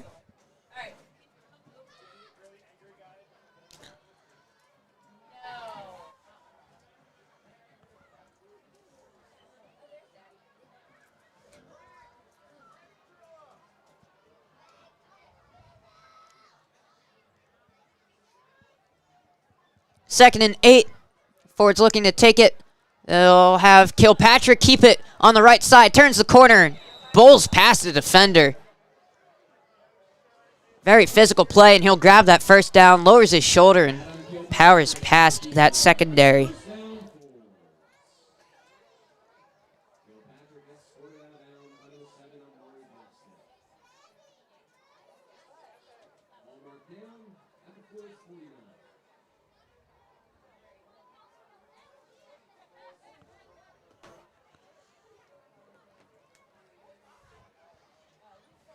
Another 1st and 10 for the Fords offense. They got just under 6 minutes to play.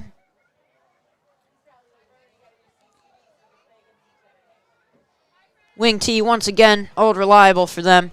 Klein in motion, but they'll give it to Taylor on the left side. He gets stuffed after a couple yards, and they're going to keep pushing him back. Flag thrown. Might be unnecessary roughness. Taylor having some issues with these defenders in this game. He's gotten called for unsportsmanlike conduct. I think they just got called for one also.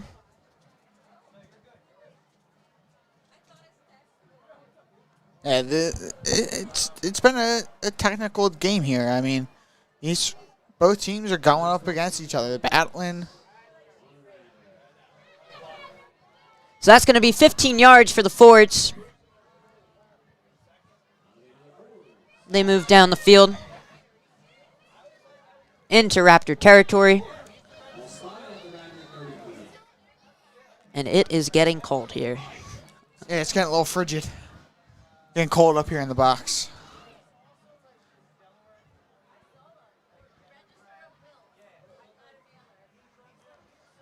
Here's a snap. Kilpatrick takes it himself up the middle, has a lane for a second. He's going to get brought down by the legs after a few yards. Decent gain, keeps the clock running. 5 minutes to play. Maneris comes out of the game. Taylor comes back in.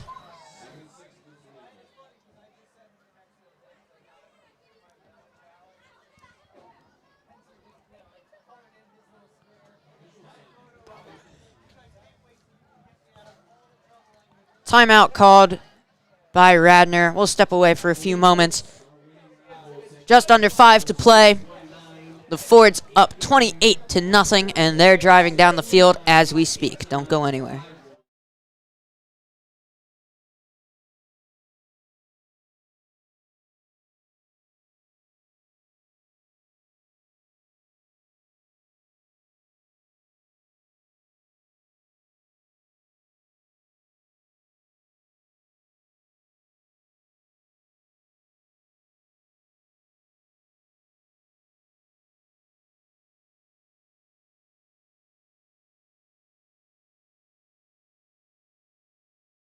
Klein in motion. They're going to pitch it to Taylor on the left side. Klein provides a great block, and Taylor has a lane. He gets a first down and more as he's up by the 15.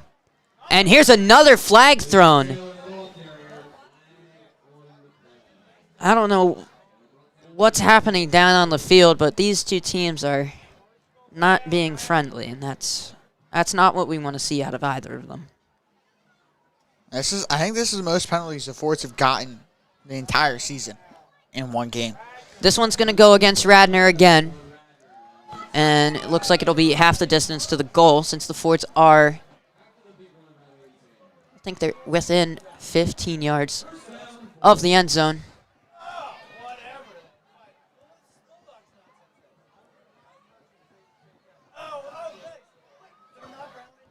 First and goal now for the Fords.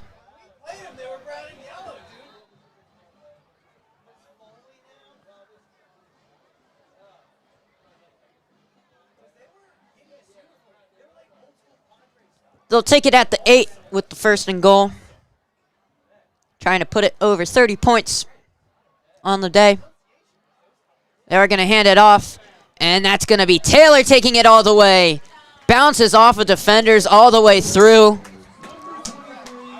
Kilpatrick holds his arms up, and the Fords are now up 34-0.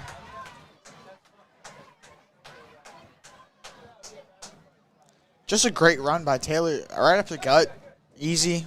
That was pretty easy for him. 4 minutes to play, and the Fords are up by 34.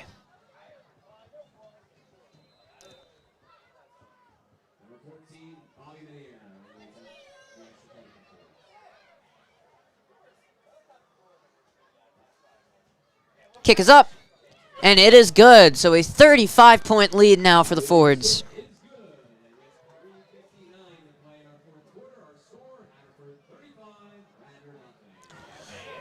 We'll take a short break as both teams get ready for the kickoff.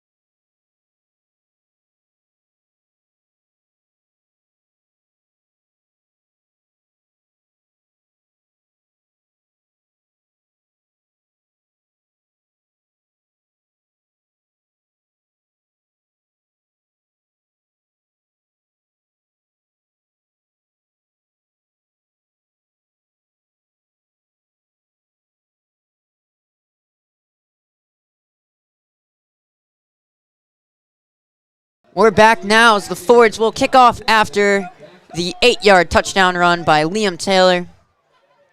And it's a squib trying to run the clock. That's going to find its way to Davis as he cuts to the left side at the numbers, and he's brought down just past the 30. And he is slow to get up. Seems okay. Gets up under his own weight.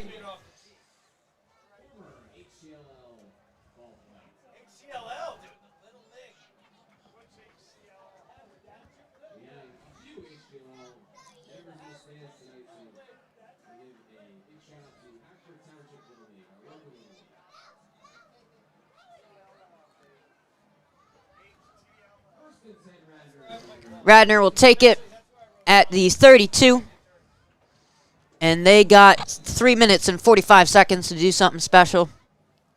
They're down by 35. So it's looking like a Fords W at the moment. Riley's going to throw to his right, and it's going to go out of bounds. Once again, looking for Blay, and can't quite seem to find him at all tonight. He's been able to hit some other targets, but for some reason, just the throws to Blay and have not been there. And the clock will just run now. Just over 3 minutes to play.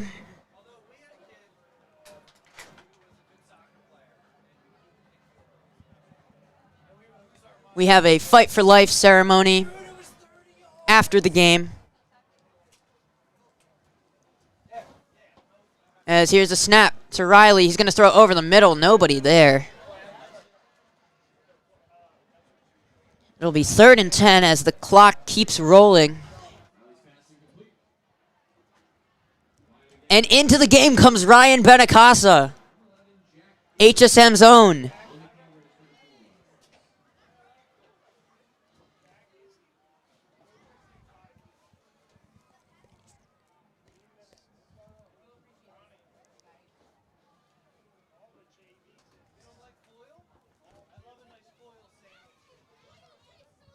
See if Benny can have his moment here. Snap taken, looking to the right. He's going to throw. He finds Enright, and he's got a first down. He loses the ball, but it looks like he gets it right back. Sees for the official call. They say the Fords have it. And that's going to end the game. A forced fumble. That's that Ryan Benacasa luck, I'm telling you. Benny does miracles on this team. So it'll be 1st and 10 for the Fords, and they just have to run out the clock for a minute and a half. And they pick up win number 6 on the season. They improve to 6-3. And they win on Fight for Life.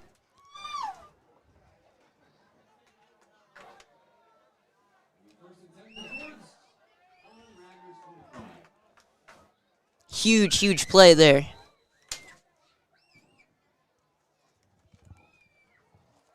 So Hanlon with the forced fumble, I believe.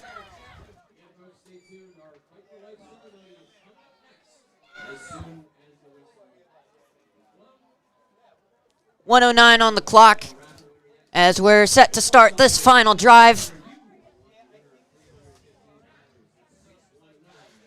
I think they just have to take a couple of knees and call it a day. That's what they're discussing right now. Just keep the ball in and let the clock run. Defense really shone through on this one. The offense did their part as well. 35 points is nothing to laugh at, but a shutout for the Fords here tonight. That red zone defense especially. 1st and goal from the 3, 0 points allowed. That's spectacular. That defensive line coming through. Kilpatrick on that huge play on the pass out into the flat. Everything came together for this defense. Yeah, definitely. And they're going to run it with Kilpatrick for a little bit. That's not Kilpatrick. I saw the 3. That's Josh McGonigal out there. Backup quarterback. All-star St. Denis player right there. I'm going to give him a little bit of playing time at the end of this game. And he's got about 45 seconds to run out after the 6-yard gain.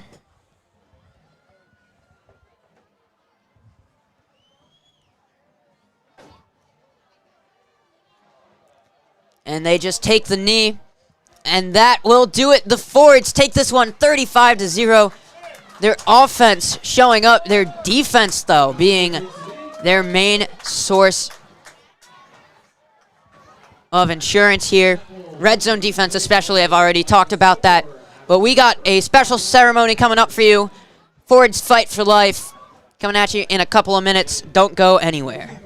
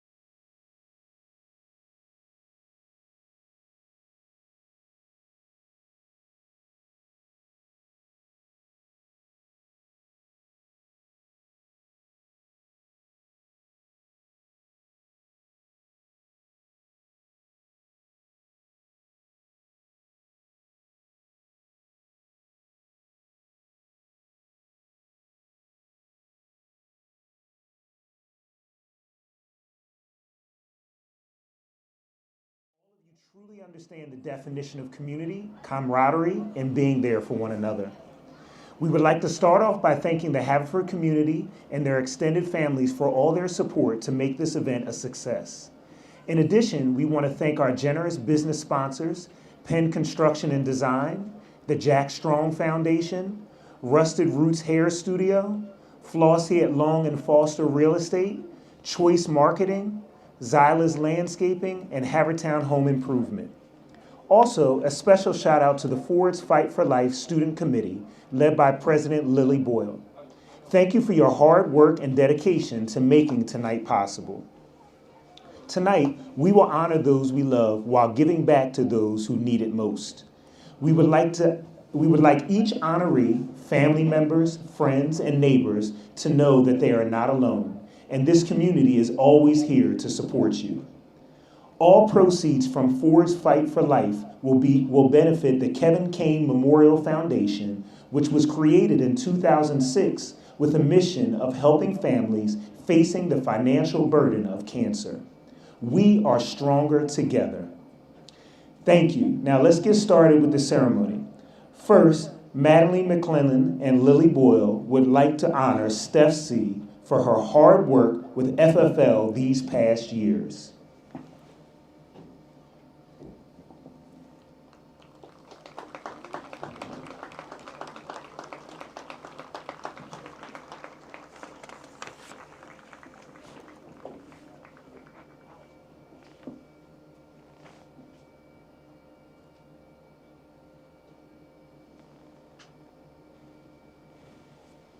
Number 16 is worn by Zach Zito, sponsored by the Kilpatrick family, in honor of Anne Marie Marin, Ron Smith, Michael Marin, and Tommy Joe Marin.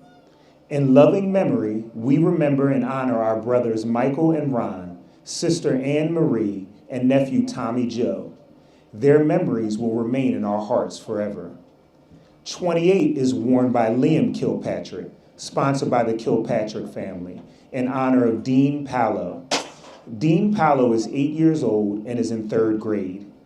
Dean was born with spina bifida and courageously faced 22 surgeries and all the challenges that come with his condition with a smile. He loves staying active, playing sled hockey with his friends, and watching football with his family. 3 is worn by Adam Kilpatrick, sponsored by the Kilpatrick family, in honor of Sean Long, Claire Sherlock, Elaine Kilpatrick, Tom Marin, Ed Hugendorn, Mark Hennessy, Thomas and Joan Marin. We remember and honor our grandparents, uncles, and cousins who have passed away from cancer. The love and light they have brought to this world will live on forever in our hearts and memories.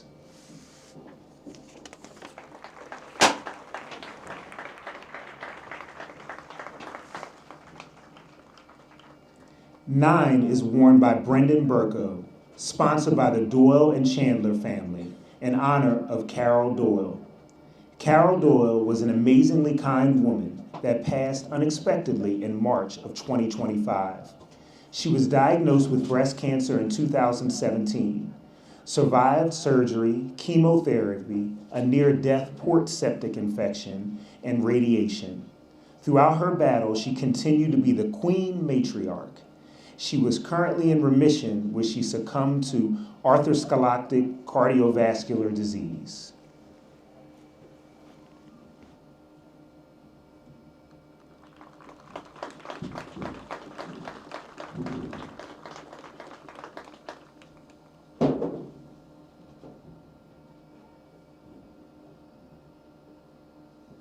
Number 11 is worn by Jack Izzy, sponsored by Susan McParland, in honor of Michael Moore.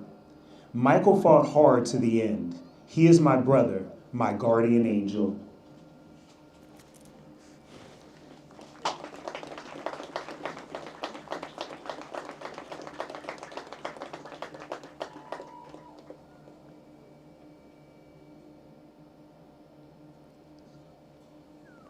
'72 is worn by Evan Halaska, sponsored by Natalia Adelizi, in honor of the students and staff of Manoa Elementary School.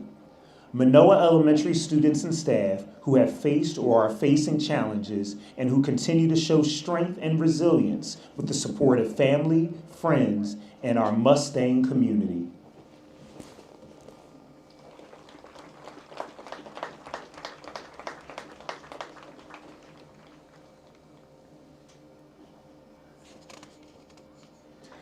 '65 is worn by Emmett Gillespie, sponsored by the Gillespie family, in honor of Patrick B. Gillespie and Raymond R. Rafferty Jr. In honor of Patrick B. Gillespie and Raymond R. Rafferty Jr., who were wonderful examples of courageous and loving husbands, fathers, and grandfathers. Both battled illnesses with determination, faith, and grace. Always their grandchildren's greatest supporters on and off the field, no doubt still rooting for the Fords from the stands in heaven.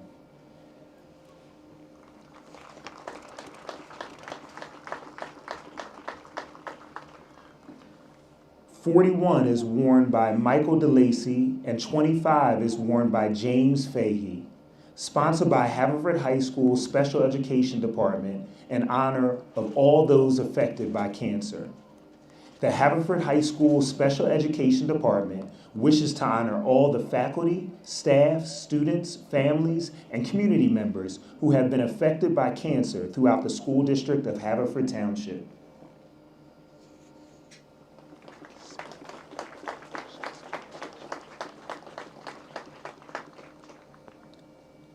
'17 is worn by Luke Sanfrancesco, and '13 is worn by Josh McGonigal. Sponsored by Dr. Matthew Hayes, Haverford Township School District Superintendent. In honor of all staff and students in the School District of Haverford Township, we honor and recognize our current and former students and staff who have battled significant illness in their lives. We can each learn so much from them as their resilience serves as a model to all. Let us stop for a moment and appreciate their dedication to maintaining a positive attitude, to maintaining their fight against illness, and allowing each of us to witness their strength.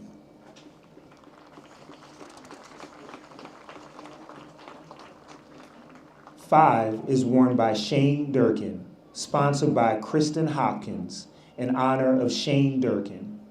While not life-changing, Shane got hurt in his second game of the season last year and was out for the remainder of the season. This will shape his senior year.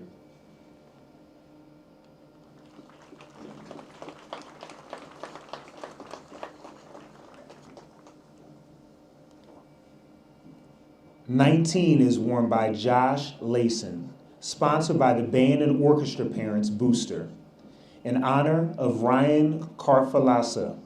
Ryan is a senior at Haverford High School. He was diagnosed with a cancerous brain tumor in 2010 at just 22 months old.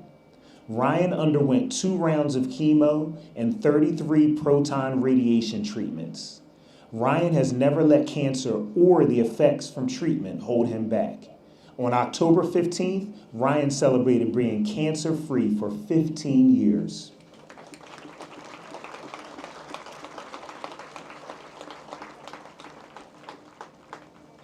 '44 is worn by Luke Cassiola, sponsored by Nicole Kamatali, in honor of Pat Cassiola. Tonight, I want to honor my mom, who we lost to cancer this year. She was one of my biggest supporters and loved being part of our lives. I know she'd be cheering right here with us, and I carry her spirit with me every day. This one's for her.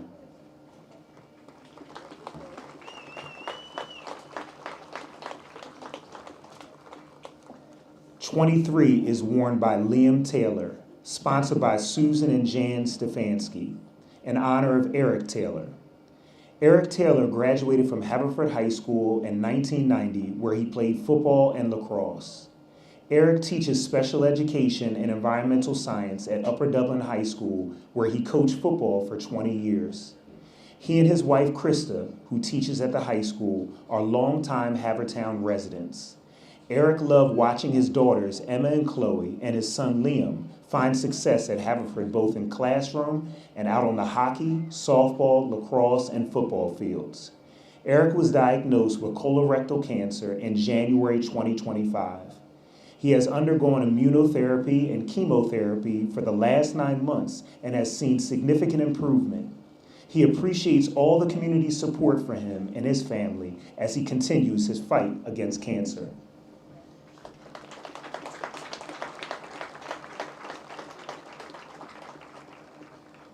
One is worn by Owen Sheehy, sponsored by the McGoldrick and Meehan families, in honor of Frances Meehan.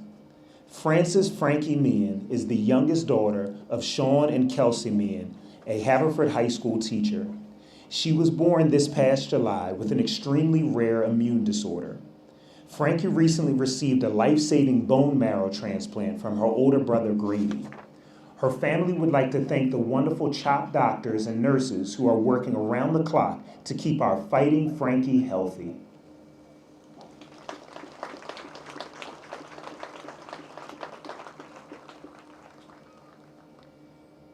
"15 is worn by Grady O'Hanlon, sponsored by Charmaine O'Hanlon and Brendan O'Hanlon, in honor of Charles O'Hanlon.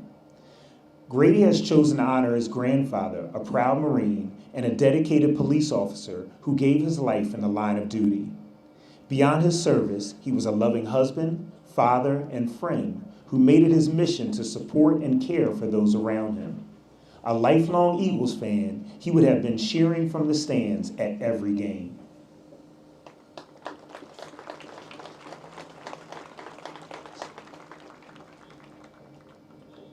"55 is worn by Liam McCloskey, sponsored by the Vetro McCloskey family, in honor of Lisa Hermanovich.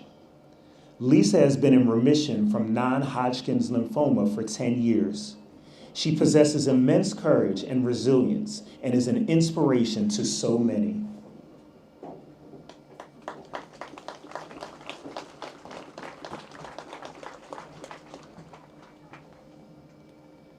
"4 is worn by Peter Menares, and 7 is worn by Nils McCallion. Sponsored by the Pinero, DeCina, Campbell, Higby, Spiga families, and the Haverford High School administration, in honor of Braxton Pinero and Heather Pinero. Braxton was diagnosed with neuroblastoma at the age of 3. Over the course of 18 months, he endured chemotherapy, radiation, a stem cell transplant, and immunotherapy before being declared cancer-free. However, the effects of treatment caused significant damage to his lungs. Braxton was listed for lung transplant in November of 2021 at the Children's Hospital of Philadelphia. He fought bravely to remain listed for a transplant until his passing on March 28, 2022. Braxton is lovingly remembered for his humor, bravery, and unwavering determination. The Haverford High School administration wants to honor and celebrate the life of Braxton Pinero, along with the Pinero, Higby, DeCina, Campbell, and Spiga families.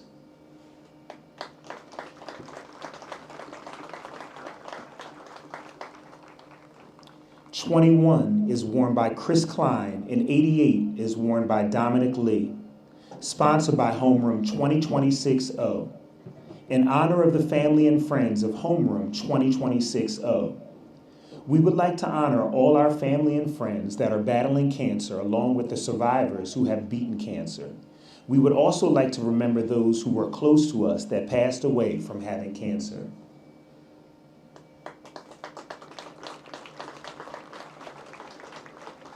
"60 is worn by Evan Eppright, and 26 is worn by Dylan Sweeney, sponsored by the Capello family, in honor of Beth Elko. 2 years ago, Miss E, as the students know her, was diagnosed with breast cancer. October marks her 2-year anniversary of being cancer-free after having a double mastectomy and reconstructive surgery. This is her 16th year at the high school and 18th year in the school district. Miss E, or Mama Elko, credits the students for helping in her healing process. We want her to know that the students are her biggest fans, and we love you, Miss E.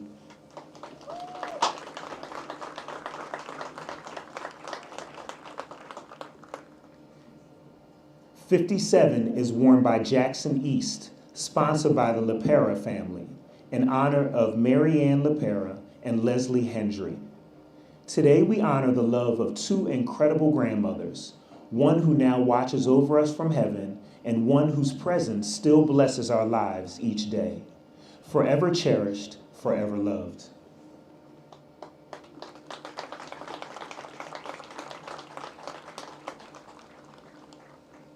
"51 is worn by Rocco Kelleher, sponsored by Flossie McGarity Del Guillaume, in honor of Peter's Place. Peter's Place is a center for grieving children and families in the greater Philadelphia area.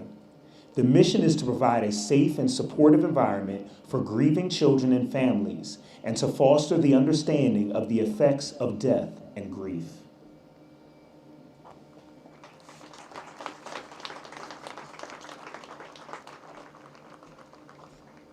"30 is worn by Finn Wallace, sponsored by Finnegan Wallace, in honor of Craig Hennessy. I'm honoring my grandfather, Craig Hennessy, because he's always been in my corner. He's funny, tough, stubborn, and he tells the best stories, even if I've heard them a few times. He inspires me to be strong and never give up, no matter what challenges I face. Playing this game in his honor means a lot to me."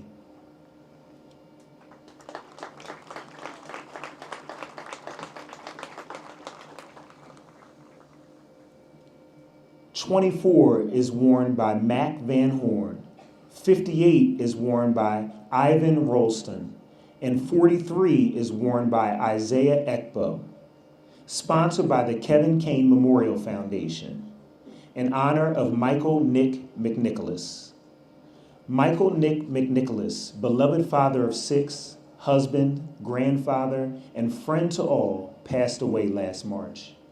He touched the lives of all he interacted with and made everyone feel special.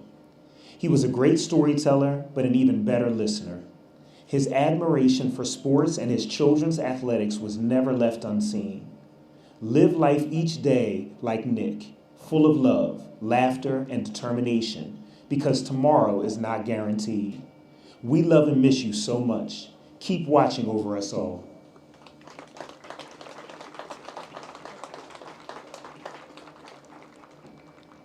"50 is worn by Oliver Clune, sponsored by the Clune family, in honor of Mike Julien. Remembering Mike Julien, whose greatest joy was being dad to Shane, Jesse, and Eden. He had a gift for making ordinary days special, showing up for others, connecting people, and filling the world with laughter. He lived with remarkable strength. His courage, kindness, and unforgettable humor live on in his family and everyone lucky to have known him, and her 2 amazing daughters, Olivia and Cece, who supported her through her bi-monthly chemo appointments. February 2025 will mark 10 years of remission.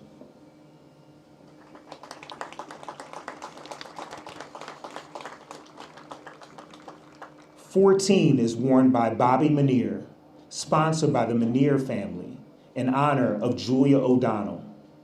Julia was initially diagnosed with stage 2 breast cancer in July 2008 at only 36 years old.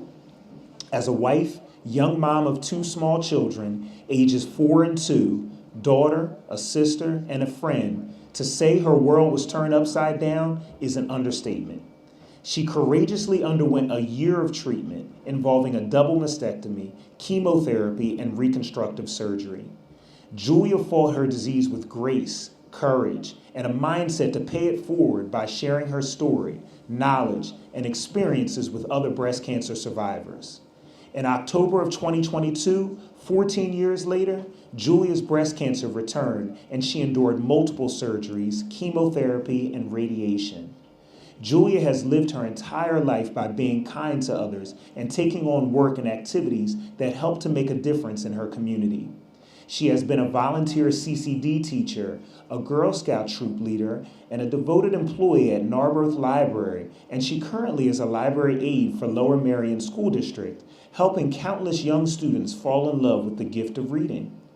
Julia is an inspiration to so many, and she has demonstrated her ability to be resilient. She is a fighter. Bobby and the entire Forest Fight for Life Foundation are honored to recognize Julia tonight. We love you, Julia.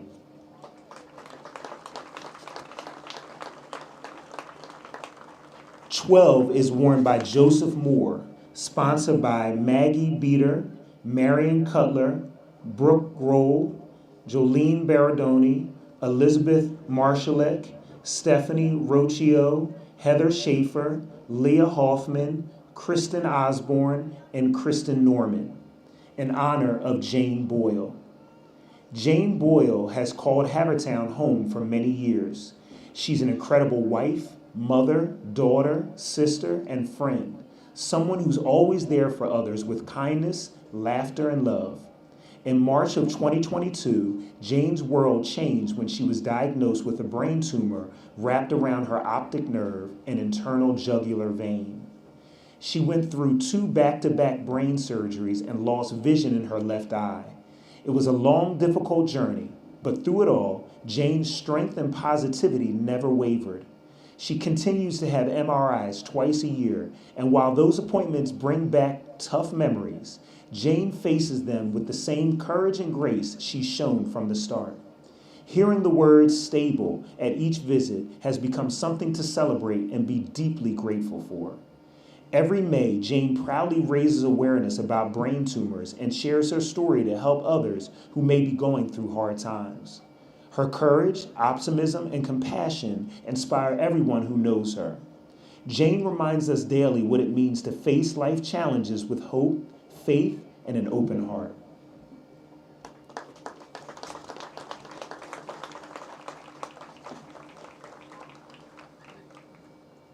"97 is worn by Sam Sullivan, sponsored by the Sullivan family, Sam, Hannah, Chris, and Mary, in honor of Rosie McKenna.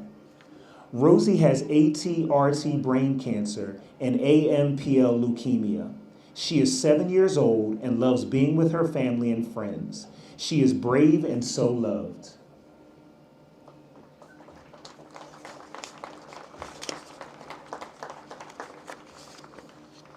"27 is worn by Carter Chambers, sponsored by the Band and Orchestra Parents Booster, in honor of Laura Esposito.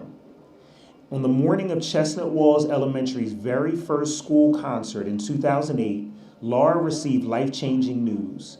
She had been diagnosed with leukemia just 4 months into her career as the school's music teacher.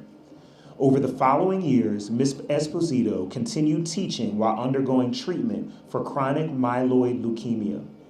Thanks to the generosity and selfishness of an anonymous bone marrow donor and the unwavering support of the Haverford community, she ultimately underwent a successful transplant that placed her in lasting remission.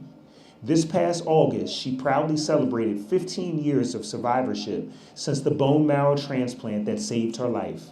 She remains deeply grateful to her friends and family, the Haverford community, the Haverford Music Department, Penn Medicine, MD Anderson, and the Be the Match National Bone Marrow Registry for making it possible for her life of music, teaching, and motherhood to continue.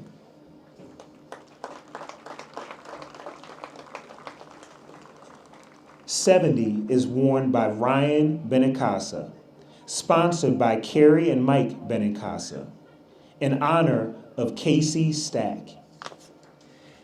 Casey is Ryan's grandmother. She passed away last year from cancer.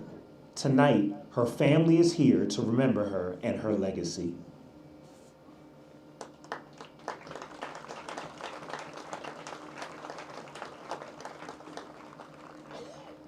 "62 is worn by Dylan Murphy, sponsored by Greg Murphy, in honor of Jack O'Connell.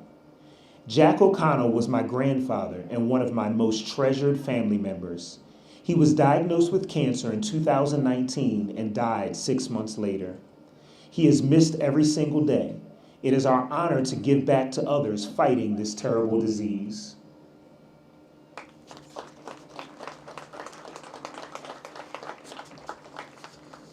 "52 is worn by Brendan Walker, sponsored by Haverford High School Cheerleading, in honor of Patty Lake Quinn. Patty is honored for her brave and humble battle with cancer over the past year, a reflection of the same strength and compassion she's shown throughout her life. A pillar of the Havertown community, Patty has dedicated herself to helping others, always putting service before self. In memory of her late husband, she founded the Billy Lake ALS Research Foundation in 1992 and has continued to champion ALS awareness and research ever since. Even through her own treatment, Patty's selflessness and unwavering commitment to others continue to inspire everyone around her.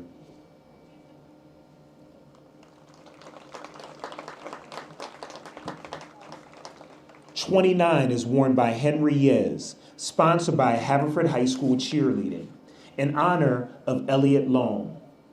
Elliot is a sweet, brave 10-year-old who was diagnosed with B acute lymphoblastic leukemia in April of 2024. She has been fearlessly fighting since then and dancing through life as often as possible. October 18th marks 1 year of treatment to go. Elliot loves reading, dancing, spending time with her little brother. Despite a few hiccups along the way, Elliot counts herself lucky for her friends, family, neighbors, and the whole Havertown community for sending their love, prayers, and support her way.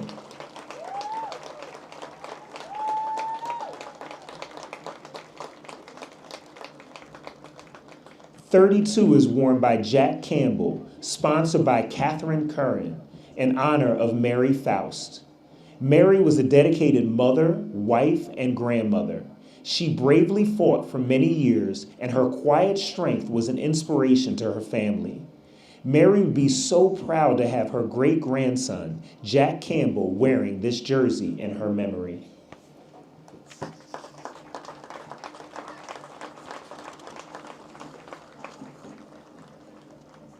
#33 is worn by Isaac Park, sponsored by the Rafter family, in honor of Matt Frey.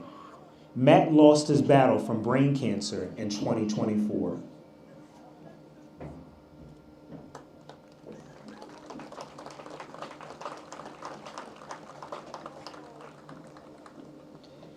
#76 is worn by Max Harmon, sponsored by Kim Harmon, in honor of Janice Gardner, Max's grandmother who died of lung cancer 5 years ago.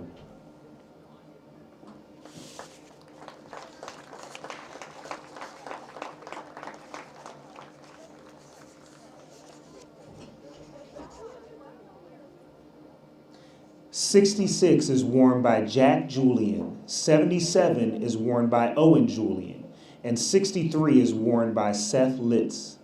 Sponsored by the Haverford Middle School Instructional Assistants. In memory of former Haverford Middle School Library Assistant and Instructional Assistant Donna Sullivan. Donna was an amazing human being. She was kind to all the students she met and was a faithful supporter of all the staff at Haverford Middle School. All of us are forever better for the gift of having known her. Donna was often the warm, friendly face who oriented new paraprofessional staff at the middle school. She instantly became everyone's personal cheerleader and advisor, willing to answer any question. She is incredibly missed. As another staff member said, she was a treasure and is irreplaceable.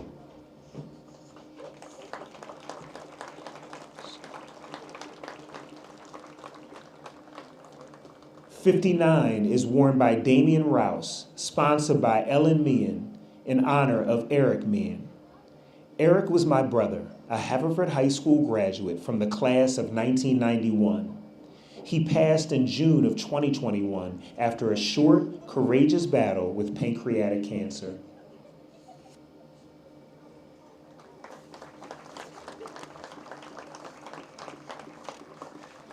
#94 is worn by Nate Tucker, sponsored by the Capello family, in honor of Nate Tucker.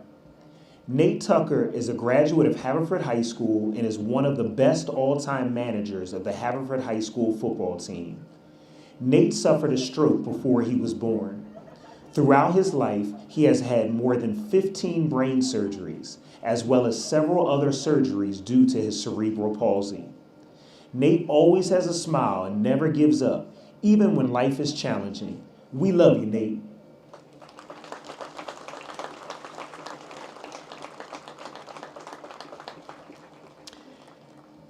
95 is worn by Alex Evans, sponsored by Kelly and John Durkin, in honor of all the first responders in Haverford Township.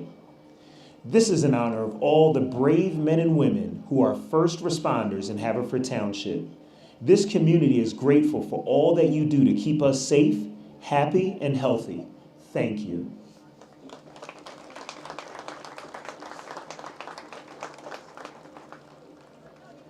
'20 is worn by Nate Fritsch, sponsored by the Haverford High School cheerleading team, in honor of Terry DePaul. Teresa Terry DePaul was diagnosed with Parkinson's in 2013, and since then she has shown remarkable courage and resilience. After the passing of her cherished husband Vince in 2019, she faces each day never complaining and inspiring those around her. With the love of her 4 strong daughters, Brenna, Joanna, Maria, and Donna, her caring sons-in-law, Pat, Matt, and Brian, her 8 beautiful grandchildren, and a wide circle of family and friends, Terry is not alone in this challenging journey. Terry is truly built Ford tough, and we know Vince would be so proud of her fight.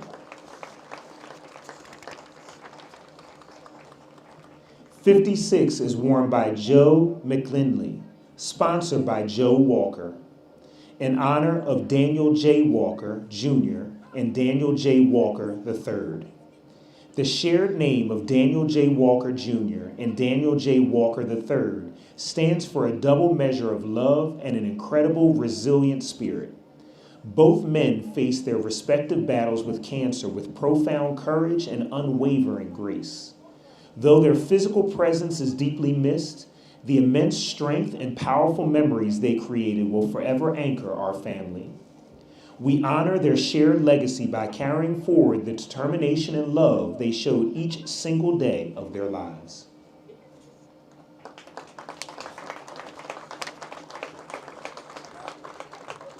'74 is worn by Tony Reyes, sponsored by Tony Reyes, in honor of the Haverford community.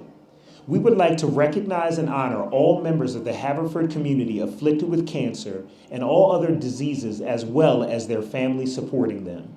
We are keeping all of you in our thoughts and prayers, and please know that we are here to support you on your journey ahead.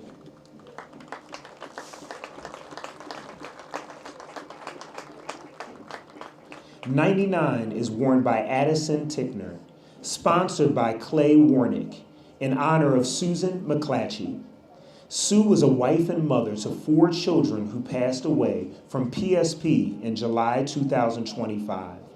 She was a competitive marathon runner, completing several Boston and New York marathons. In 2019, Sue was diagnosed with PSP, progressive supranuclear palsy, because Hope Matters is the philosophy adopted by Cure PSP, a foundation focused on progressive neurological diseases. Sue lived this philosophy of hope every day. She always volunteered to be a part of every research study offered at the University of Pennsylvania and Johns Hopkins. She knew that hope was not going to benefit her, but it would help her kids or someone else's kids. Susan was a true fighter when it came to battling this disease.